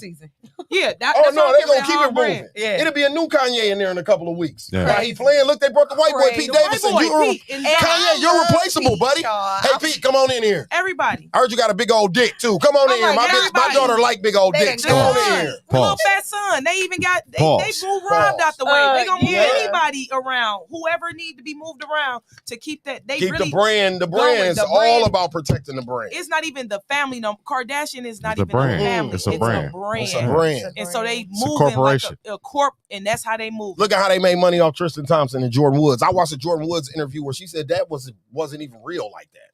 She didn't even know that none of that was even going on. But she also monetized off of it. Yeah, but that was what she had to do after it got out here. It was just like Kim. She said for the better. Yeah, for the better. Like China did it too. Yeah, you have to. I'm about to get because a show with if y'all I was your manager, Money, and you dated Rob for a little while and you got in the headlines, once they kick us out the family, baby, all we can do is monetize off the little bit of popularity that you got from being around these people. Right. We have to turn this into $1. If not, then you're a joke. Yeah, you see what I'm saying? And you wasted your time now. You were Shire McCants. Remember, he dated Khloe Kardashian. People don't even remember that. Chris Humphries married Kim Kardashian on television. Yes. That man is nobody right now. Yeah. If he didn't have his NBA money to fall back on, he'd be fucked up right now. He married this woman on ETV, my nigga. I was watching. Kanye dissing the man all on records with Jay-Z and all types of shit. All to feed Kris Jenner's machine, boss. All that goes into her money machine, my nigga. Period. And I think what Don was saying was like what you was saying, like how Glorilla was like, yeah, these we was scared, we was woo. Some of them people, like you was saying, like those people that give you something, like some of them people that was doing that with you, sometimes everybody like if once you make the crossover and they don't want to leave that shit alone, I'm not talking about them. I'm not talking about them. But sometimes it be like John Morant, John Morant. These been my people for so long. We got history. And then they start to feel like if they do kind of shake them off, that they turning their back or that they changing up, and it's like they. No, motherfuckers will make you feel like that. Yeah, they make you feel like that. Facts. Like, oh, you changed, bro. You acting different. When the money changed them and not you. It's basic everyday people in Milwaukee that's going through the same situations.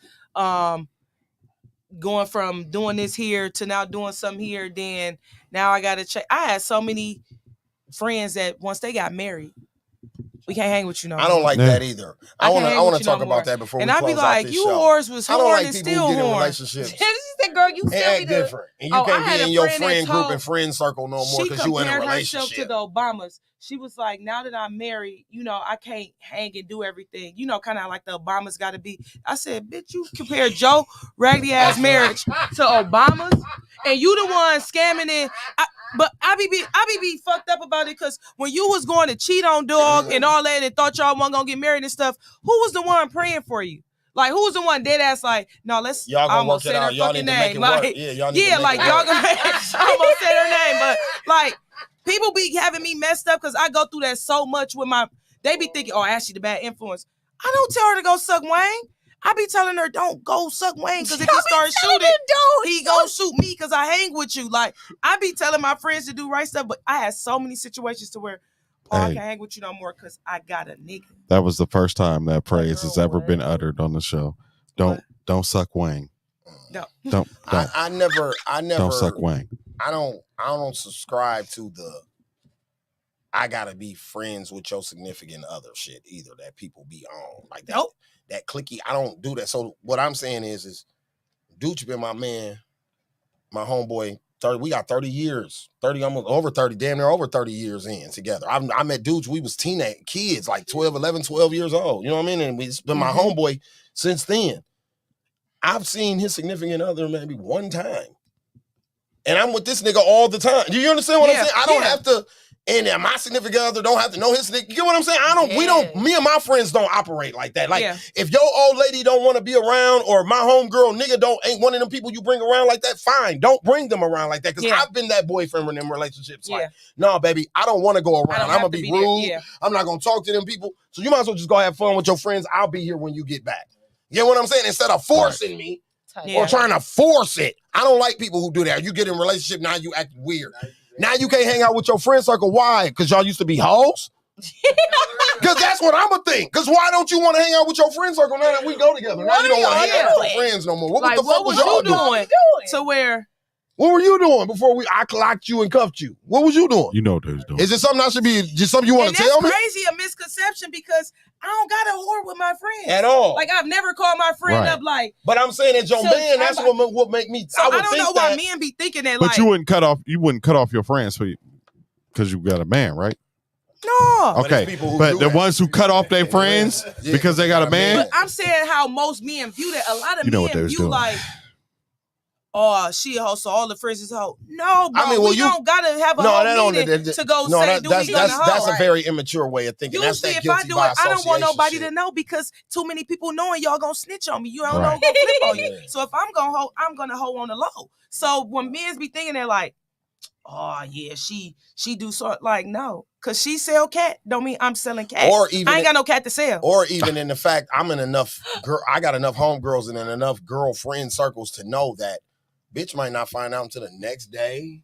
Couple days later, oh, bitch, you fucked him. Yeah, bitch, I went and did that shit. I ain't tell you all. I probably tell her 2 days later. Yeah, I ain't tell you all. When it finally come out, so many friends like, you ain't tell me that. It's old news by the time they tell the nigga already think you done told him. You tell him bitches everything. Like, no, I don't. Actually, bro, she didn't say shit because she didn't want them hoes to know or you to. I ain't trying to incriminate nobody. I honestly only tell y'all when I do it because that's the one I don't want you to touch. So I gotta tell you. So if I'm sneaking on the low, and you mess around and try to put it past, now you don't know why I'm hitting you over the head. My bad. I didn't tell you, sis. He off limits.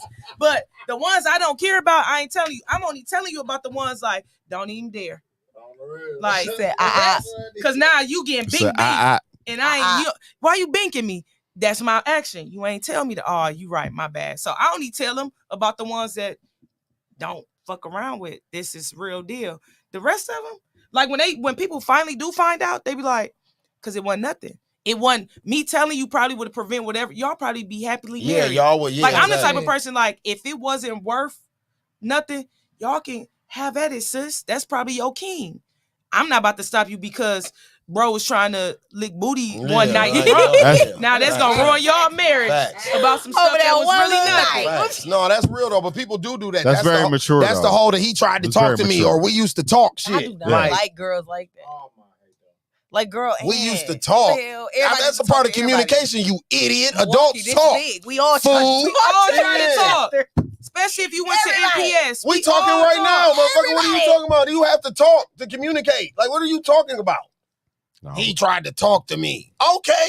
That's what people do. He probably was trying to buy a drink. You the bartender. What you mean? Man, that's part of being social, my nigga. You outside, right? Like, so what do y'all feel like, since we're on the topic of that, before we get right here, just like the relationship and being in the industry or doing like you said, like being in the nightlife, or how do y'all feel like that affect relationships? Because some people aren't able to fulfill certain stuff like that because they partners are insecure. Oh, like, you don't know how many things. Like the man told me he think I'm single because me being in the industry is deterring men from talking to me. Because it's like the stripper that he think I got a lot of action. But it just take for somebody to be mentally strong and secure in themselves and what they I don't even dress like the average bartender. Cherie, shout out Cherie. Cherie said, I could have sat on that nigga face 2 weeks ago. If you really want him, have at it, sis. Have at it. If I don't see nothing with it and you feel like this show Boaz, go at it on his ass. Because I don't. It's so many people I don't. He's just a munch. Like Ice Spice say, that nigga's a munch. But I personally don't really deal with people in the industry with me because I don't want it to mess up business. You get what I'm saying? I don't want it to get funny, and I don't like none of them really. It's nobody I can't even think of nobody in the industry like. To me, I'm saying like say you like being in a relationship and doing what you do. No, listen. Especially if they not in the industry, they not gonna understand. So I'll use me as an example. I work at Mr. B's, right? And we got 24 girls that work there. Bartender between bartenders and bottle girls. It's 24 girls, all under the age of 30, working at that bar with me 3-4 times a week. They drunk, they partying. Yeah. I get hella respect because I ain't made an advance or tried to talk to nobody in that motherfucker. The people who doing that, they gotta have all type of problems at work. Me, on the other hand, I don't have those problems. The girls respect me.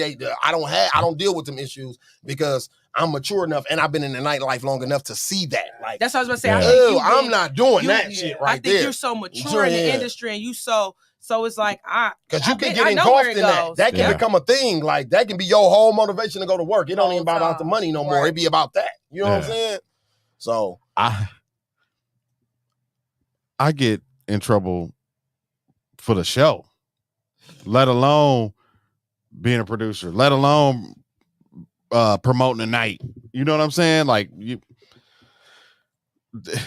It's hard. We're not at. You gotta find somebody that's comfortable with themselves, though. Like you said, along. You know what I mean? You gotta find somebody that's comfortable. And we're not an entertainment place. Yeah, this ain't an like if we was in Atlanta, or LA. No, your partner wouldn't care. Even Chicago, because that's just what it. That's just what they do. Chicago, your partner wouldn't care, bro. They got an industry over there. You know what I mean? Here, if I flirt with somebody on the show, it's you like that bitch, you want to fuck that bitch. Well, hold on. First of all, this is a show.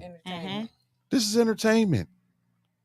Like they don't understand that. Yeah, they don't understand that. I was married to a whole woman who didn't understand me being a producer. I don't have guys question like me being in it or what I'm doing. What I often get is people question me who I'm dealing with in the industry. I didn't sleep with 60 DJs and 40 promoters because they just attach me to everybody. Facts. Like, no, them really my Facts. People have seen me interact with like a DJ, a promoter or something. They be like, oh yeah, I know y'all fucking. No, that's my dog. We like, both on. Oh, they swear me and Alan is together. You cannot tell them me and Alan. I'm like, bro, no. I work with him. So we have a good natural vibe and we promote. The more money we get through that door, the more money y'all make. With. Yeah. Exactly. It's a business. We legit think about, me and Alan talk about business. We'll call him like, so what we doing today? But not like it's fake because it's all authentic, but we don't even think about touching each other. Cherie said they swear you can't have platonic friends. Yeah, people swear. Like men and women just can't be cool like that. Wow. On that tip. They can. I'm telling you, I tell you, everybody's not like I tell you on this show no, what though? all the time, the baby daddy, baby mama shit does not work because people still be trying to fuck each other, my nigga.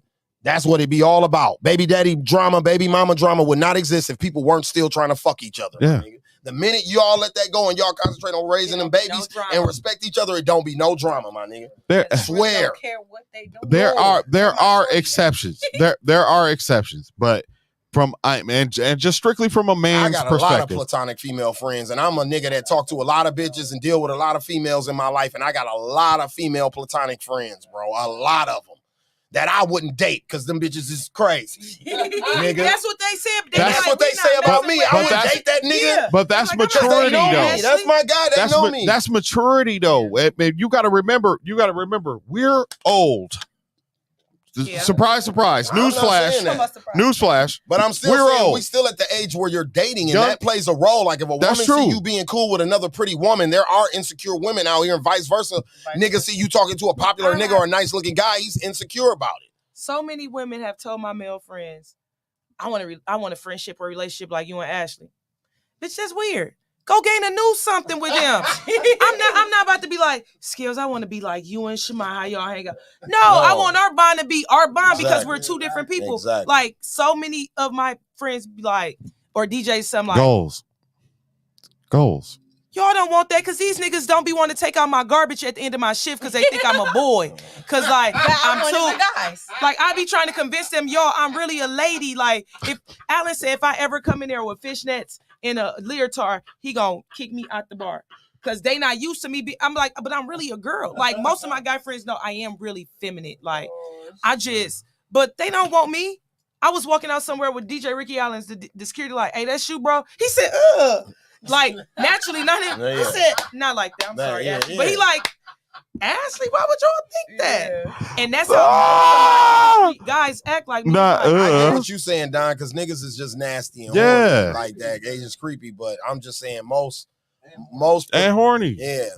And people be on sneaky time and all that type of shit. But I'm saying the way you avoid all that toxic shit and all that is just leave it where it is. Yeah. Something that I've learned in this nightlife too is that if something isn't broke, stop trying to fix shit that ain't broke. We have a problem of doing that, like trying to, this bottle was leaning a little bit. Let me fix. Like, no, leave that was the water good in there? Leave that motherfucker the way it is. That's what even going to the BBL thing and all that shit. Leave shit the way it is some goddamn time. You know what I'm saying? Like everything ain't fixable. Yeah. Stop trying to fix every goddamn thing. Yeah, you're asking somebody who punches a clock and does a 9-to-5 job to understand a job that you go to that you get to have fun at. That you do off of a passion. Right. People pay me because of what my name is. You understand what I'm saying? And it'd be hard for people that I talk to, like the average everyday person, when I say that to them, they be looking at me like, what the fuck are you talking about? Right. There's like literally, there's not a flyer they can put my name on that I don't get paid for. There's I'm gonna sue your ass. There's a lot of jealousy. Your ass, or it might be both. There's a lot of jealousy in that. It is. People be jealous. There's a lot of jealousy in that. Because there's people that want that. They go to work. They hate their fucking job. And then you get to go to work and play. Hey, that's how they think. That they view what you do as play, bro. Swear to God, right. That'd be another thing too, like not taking it seriously. Because a lot of people be like, yeah, I support you, I believe in you, but like really not believing that you would go as far as you think that you're gonna go. So they not taking anything that you're doing for real serious. It's a hobby to them, but to you, this is my job. What you do? Right. Like if I really ran my resume down from August to be 5 years I've been in the industry, different levels, different things. A motherfucker really be like, oh, that's really Ash. But people so quick to be like, because I'm not a certain how I supposed to look in the industry. Because I'm not. Then it's like, no, I did that. No, the fuck you didn't, nigga. Put Authentic Company on it. Like, no, you're not the mind behind it. You're really not the person that put the tools together. Oh, you out there throwing your little party? Yeah, little. That's what it is. Yeah, your little party. I can tell you what these bars could like, and then that's what then now I have to be Ash and really go. Now I got to stand on the couch and do my Kanye rant because I'm gonna tell you, I can tell you what every bar clear at the end of the night for the little parties I throw. Ain't nobody took a L. Ain't nobody walked away and said they came up short. Or they was in it. I have. Yeah. Now I didn't have events where I was in a negative because I made sure everybody was good. But I as made a sure small business owner, I made sure my promoters was good. I didn't have events. I didn't have events where the motherfucker owner didn't pay nothing but kept 100% of their bar. I paid security. I paid the DJs. I paid the promoters. I paid the bartenders. So a person can't tell me about nothing. So when we talk like certain life stuff, that's why I be like, don't call me a bartender no more. Right. Because I'm not your regular bartender that's pouring Hennessy and Coke. I really be behind some stuff. Not on no boastful and bragging, but I kind of bring a little more to a table because that's how I am as a person. Right. Like I'm like, if I can be resourceful, if I can help you, let's take it to the next level. Everybody want to be a boss until they realize they get paid last, my nigga. Man. And it's more work. And it's more work. Everybody want that title until they realize they the last motherfucker to get paid. Cherie said a little so disrespectful. Yeah, do you know how often we hear that? What? I hear it all the time. Your little podcast. That's a very you over there making them little beats. Right. You making them little beats. You doing that little so and so, or they like to connect me to something bigger to make it seem like that's why I'm something. Or are you over at XYZ? Nah. Yeah, but nah. Like I don't have to ride that train or that tail. I don't have to ride that wave because I'm actually bringing more to you know that because of the work I do on the back end. You don't know that. You don't know you know that brand because I'm doing work on the back end. Facts. And people don't be wanting to give you that credit because you don't look like you supposed to. You don't look like this, and it's like, well. Sucks for y'all. Nah, I bet been going through that. I'm not. Ask me, am I hungry? And ask me, am I losing sleep at night? 20 years I've been going through that. I quit working for somebody in 2003. I built my own studio, bought all my equipment, started running my own business, and it was always a game. Oh, you finna go to the studio? Instead of saying you finna go to work. Yeah, exactly. Right. Yeah. This is my job. Mm-hmm. This is what I chose to do. I chose to be a small business owner. I chose to run my own business. And it's because you got to go to work and punch a clock and you hate your job.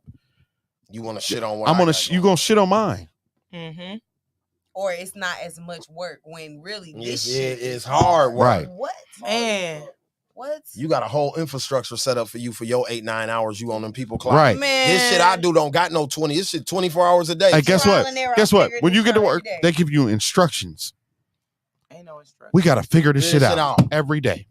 Come on now. Every day I got to make sure some sort of dollar is coming in. Facts. And we know some days it's zero, some days it's a lot. So now when I get the lot, I got to ration it out for the 0 days because like I'm always, that's why I be on my kids, like don't do this extra stuff because I always have to have a plan. Yep. Because if stuff stop, ain't nobody else gonna pay for none of this stuff we got going on. So I gotta always stay ahead of the game. So people like, you be everywhere. I really don't, but Yeah, if it's gonna make sure my boys eat at the end of the night. I mean, what's wrong with that though? When you branding, that's the whole point of branding is being everywhere. You got and when you're a self-made, independent business owner and all that, who else is gonna brand for you if you don't get out here and brand for yourself? Ain't nobody else finna fucking y'all do it not. for you. Exactly. Y'all wait for y'all buddies and the popular people to say something before y'all do it. So we got to do it. That's why I always encourage people. Clap. If you clap for yourself, big up yourself. Sometimes it's harder, but you got to. You got, because if you wait for somebody else to do it, it's like you wait for somebody else to feed you. That means you get an opportunity to starve you. I ain't no church dude like that, but it's something that I do like that my church people say is when something happened for them, they be like, I went in the hallway and had me a little praise shout, dance, praise dance. Yeah, celebrate your victory. Celebrate the victories. Celebrate the motherfuckers, because that shit hard even work. If nobody else clapping. Yeah, even if nobody else clapping. You know what I'm saying? Clap for your goddamn self. You know what I'm saying? So on that note, I want to ask you a question, Monty. Okay. On this show, we ask this question to all our guests. I ain't gonna ask Ashley because she done answered it probably like 3 times since she's been on. So I'm gonna ask you this. You can only pick one. Love or loyalty? I can only pick one? Yeah. Crazy. And your answer, you was gonna use both?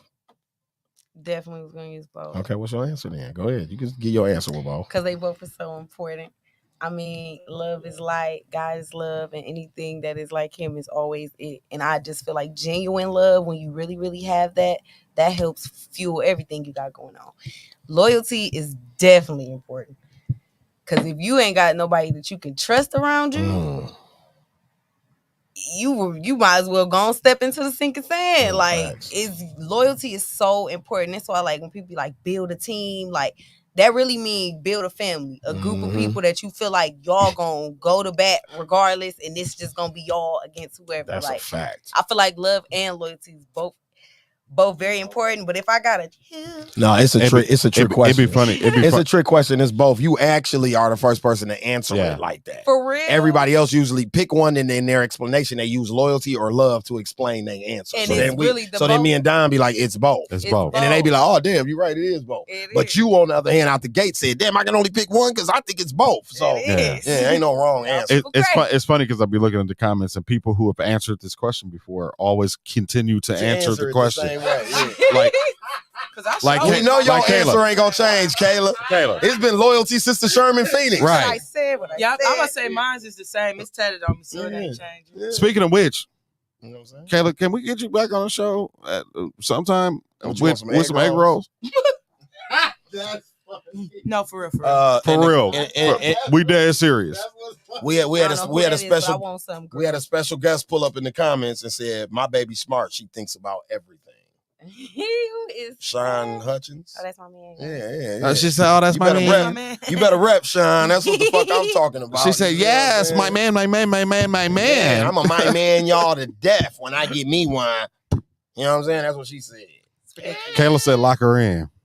Oh, okay, Kayla said, more. Yeah, we need some more egg rolls up here on the Wednesday night. I ain't had no K-Way egg rolls in a minute. I had them up the coconut bowl. If you slide up the old coconut bowl, you might bump into old Kayla Howard and get you some egg rolls. Look at this nigga.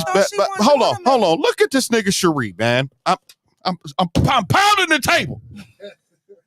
Talking about we ain't invited her back as a guest. Shut your motherfucking ass up, girl. She like to play in people's faces. Right, especially with us. She like to play in people's faces. Especially with us. Girl, we over here at Everyday Dooch at the Everyday Media. I told her when we was moving over here. Your umbrella's still here, nigga. Yeah, your umbrella's still here. And before when we made the move from the compound to come over here, she was like the second person I called and told, like, yo, you know we going to Dooch.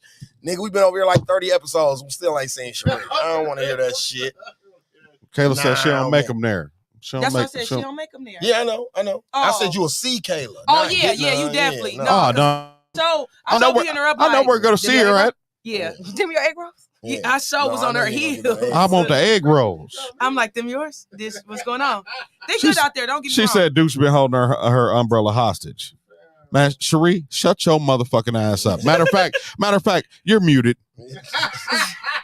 Blocked like she blocked to do everybody. Blocked them. Cherie, look, if you serious, you know what I mean? I'll hit you up after the show. You know what I'm saying?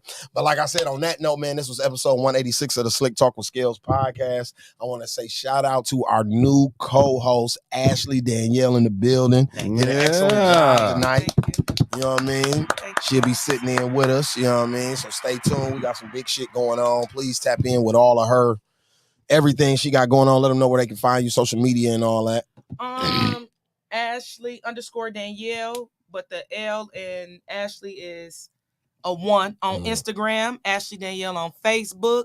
Authentic Company, Smoking Ash. All of them is still very much alive. Every last one of them is still very much alive. I've just been playing more of a back role and trying to figure out things. But I'm definitely still in these Milwaukee streets, thugging with my rounds. You still got the retro authentic shirts on deck?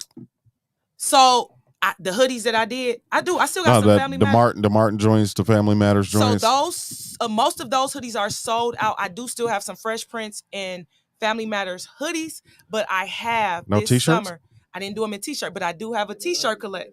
Yeah, okay. I do. Those came in hoodies, but I do have a t-shirt collection that's actually been sent. It's me playing with my ass, but then Creep's gonna be trying to play with my ass, and never mind. But I do have a nice line of t-shirts I'm dropping, so it's similar to those where it was around the 90s sitcoms. So this is kind of geared towards music, and you know, so I do have those. Shout out to Paul with Saint Stitch. He's gonna do the print on that. Shout out to Daz McMillan, who did the designs. He did the designs for me for the other ones. So I'm trying to get out of doing everything and just letting it go to people. So I've been working with my graphic designers and other print companies, outsourcing, because I don't want to do it. But I do have some tees. Probably early July I'm going to do it. I'm going to do them early July. And I think y'all going to like them. I got like a concert. Good, because I'm going to Vegas. I want some Milwaukee merch. I need the authentic. I definitely have some authentic stuff, and authentic is like working on some other stuff in the back end. But lately, I've been doing more behind the scenes consulting in the bar and service industry. So like helping hiring and stuff, setting up bar programs for different establishments, people that's getting liquor license and now having bars, setting up all that stuff. So I've been more behind the scenes, coming up with like specialty drinks and certain, menus and stuff like that. And actually Al and I have something up our sleeve that'll be rolling out soon. So I've been more behind the scenes with a lot of stuff. If I'm popping out, it's probably because I'm telling y'all, come tip me somewhere because I'm behind the bar. And mainly I've been at Mango's behind the bar. That's been my hub for right now. Shout out to those guys down there at Mango's. I'm back with kickball. Shout out to MCKL. This Friday, our women's league is back. I have a team, Kick Cats. So we play at 8:15 if y'all want to come out. I'm back on that. Where's that at? Parker? Wickfield. Okay. Yeah. 5225 West Valete. And then y'all know Sundays we play. Shout out to my co-ed team, MME. And that's where? Beckham. That's Beckham. Yeah. That's at Beckham on Sundays. All right, for sure. Imani, I know you was here letting people know last week where to find you, but please tell them once again where to find you on social media and all that. Okay, y'all can follow me on Instagram at Mani_Imani_official. That's MANI_IMANI_official. Y'all can add me on my YouTube. Make sure y'all like, comment, subscribe on everything. It's Doing Life with Mani. Everything is spelled how it sounds. Make sure y'all get on there, subscribe to me. I got a new single out called Solo by your girl, streaming on all digital platforms. Make sure y'all go check me out. And yeah, I'll be back here soon. For sure. No, we appreciate you coming back. You know what I mean? I appreciate you. And like I said, just keep up the hard work. And when you get ready to drop something or you got something going on again, or you just want to come talk some shit, just let me know. You know how to get in contact with me. You welcome anytime to come back. I said, I'm an artist myself. Don and Dukes can tell you I created this platform because there ain't places for artists to go do interviews, you know what I mean? Display their music, have a candid conversation, show people who they are outside of just their links and shit online. You know what I mean? So they can really hear how you think and how you talk. So, you know what I mean? Young up and coming artists, I know I just met you and shit, but I'm letting you know, big bro, little sis, anytime you want to come in here, you're more than welcome. That's love. I appreciate y'all. And if you need any brand ambassadors for the authentic line, let me know. Oh, definitely. Definitely. Every day? Real fast. No, definitely. Brand ambassador? Oh yeah, That's him. Yeah, because he wasn't here last week. She was in the front admiring things. I was. And you weren't here. You know what I'm saying? I'm just still waiting on my everyday collab, everyday authentic. That's yes. I just want an everyday authentic. I'll be there for that as well. Even if it's just my Kayla said it's a line. It is. It's a line to get on the show. Tierra hit me up mad earlier too. T McGee? No, the other Tierra. Oh. Yeah, hit me up like, you keep having motherfuckers on there and I ain't been on there yet. I'm like, damn. Listen, we are growing. So Kayla like, it's a line. Motherfuckers got to get in line to come on here. We are growing. Our YouTube page is going Thank you for the swimmingly. And like, Cherie, we Please, appreciate you. Please like, comment, and subscribe so we can continue to grow, Ricky so that Allen we can continue to have guests on stay here. out the DJ booth, Scales. Negative. I am the DJ. Yeah. She is the DJ. Lord have mercy. Do you know how many days me and Ashley sat at Lux and took over a DJ shit? Man. Like, hey, you not getting this motherfucker cracking. Hold on. Play this, and this in this order, nigga. Play it. Go. Don't speed up here. Play this. Cherie says she guess she got to wait in line too. I mean, yeah, we're gonna have Barb. We're gonna have Barb from HR call. Barb from HR will give you a call and let you know when you can appear. Yeah, because we've been looking at your time card. and this shit don't look right, G. So HR, you gotta talk to HR first before you come back on the show. You know what I mean? They need to talk to you. You know how your job, you like, hey, HR want to see you when you get there. Yeah, Barb want to holler at you. The old white ladies up in HR, they want to talk to you. I had Barb from HR call the show. Barb she called the show. Yeah, Cherie was absent. She played Hookie from like 3 episodes. So when she came back, she like, Barb ain't real. Fuck that bitch. Whatever. Don had somebody beat Barb. We called on speakerphone on the show. She was like, yeah, you were tardy. This week you came in late. Then you missed this show. She like, who the fuck is Barb? She said, tell Barb I said, fuck her. Yeah. Kayla talking about being an authentic brand ambassador. She ain't even talking about coming on the show. Okay. It's a line. Kayla is a natural, authentic brand ambassador because she was of course she was already in. She get on it. Kayla knows stuff actually be sometimes before I drop because she's so locked in. So some people get access to like before. Some people I probably run past like, what you think about this? But usually I keep her abreast of everything. Like, Kayla, this coming. So right.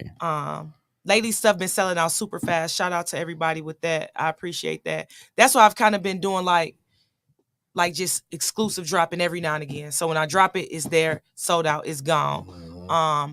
I was just getting bombarded with like, keep doing it, Then it was taken away from my creativity because then I was chasing what everybody wanted me to do. Can you do this? Can you do that? And it's like, no, that's not organic. I gotta be organic. Yeah, that's just like us with music when they be like, you need to make a club banger.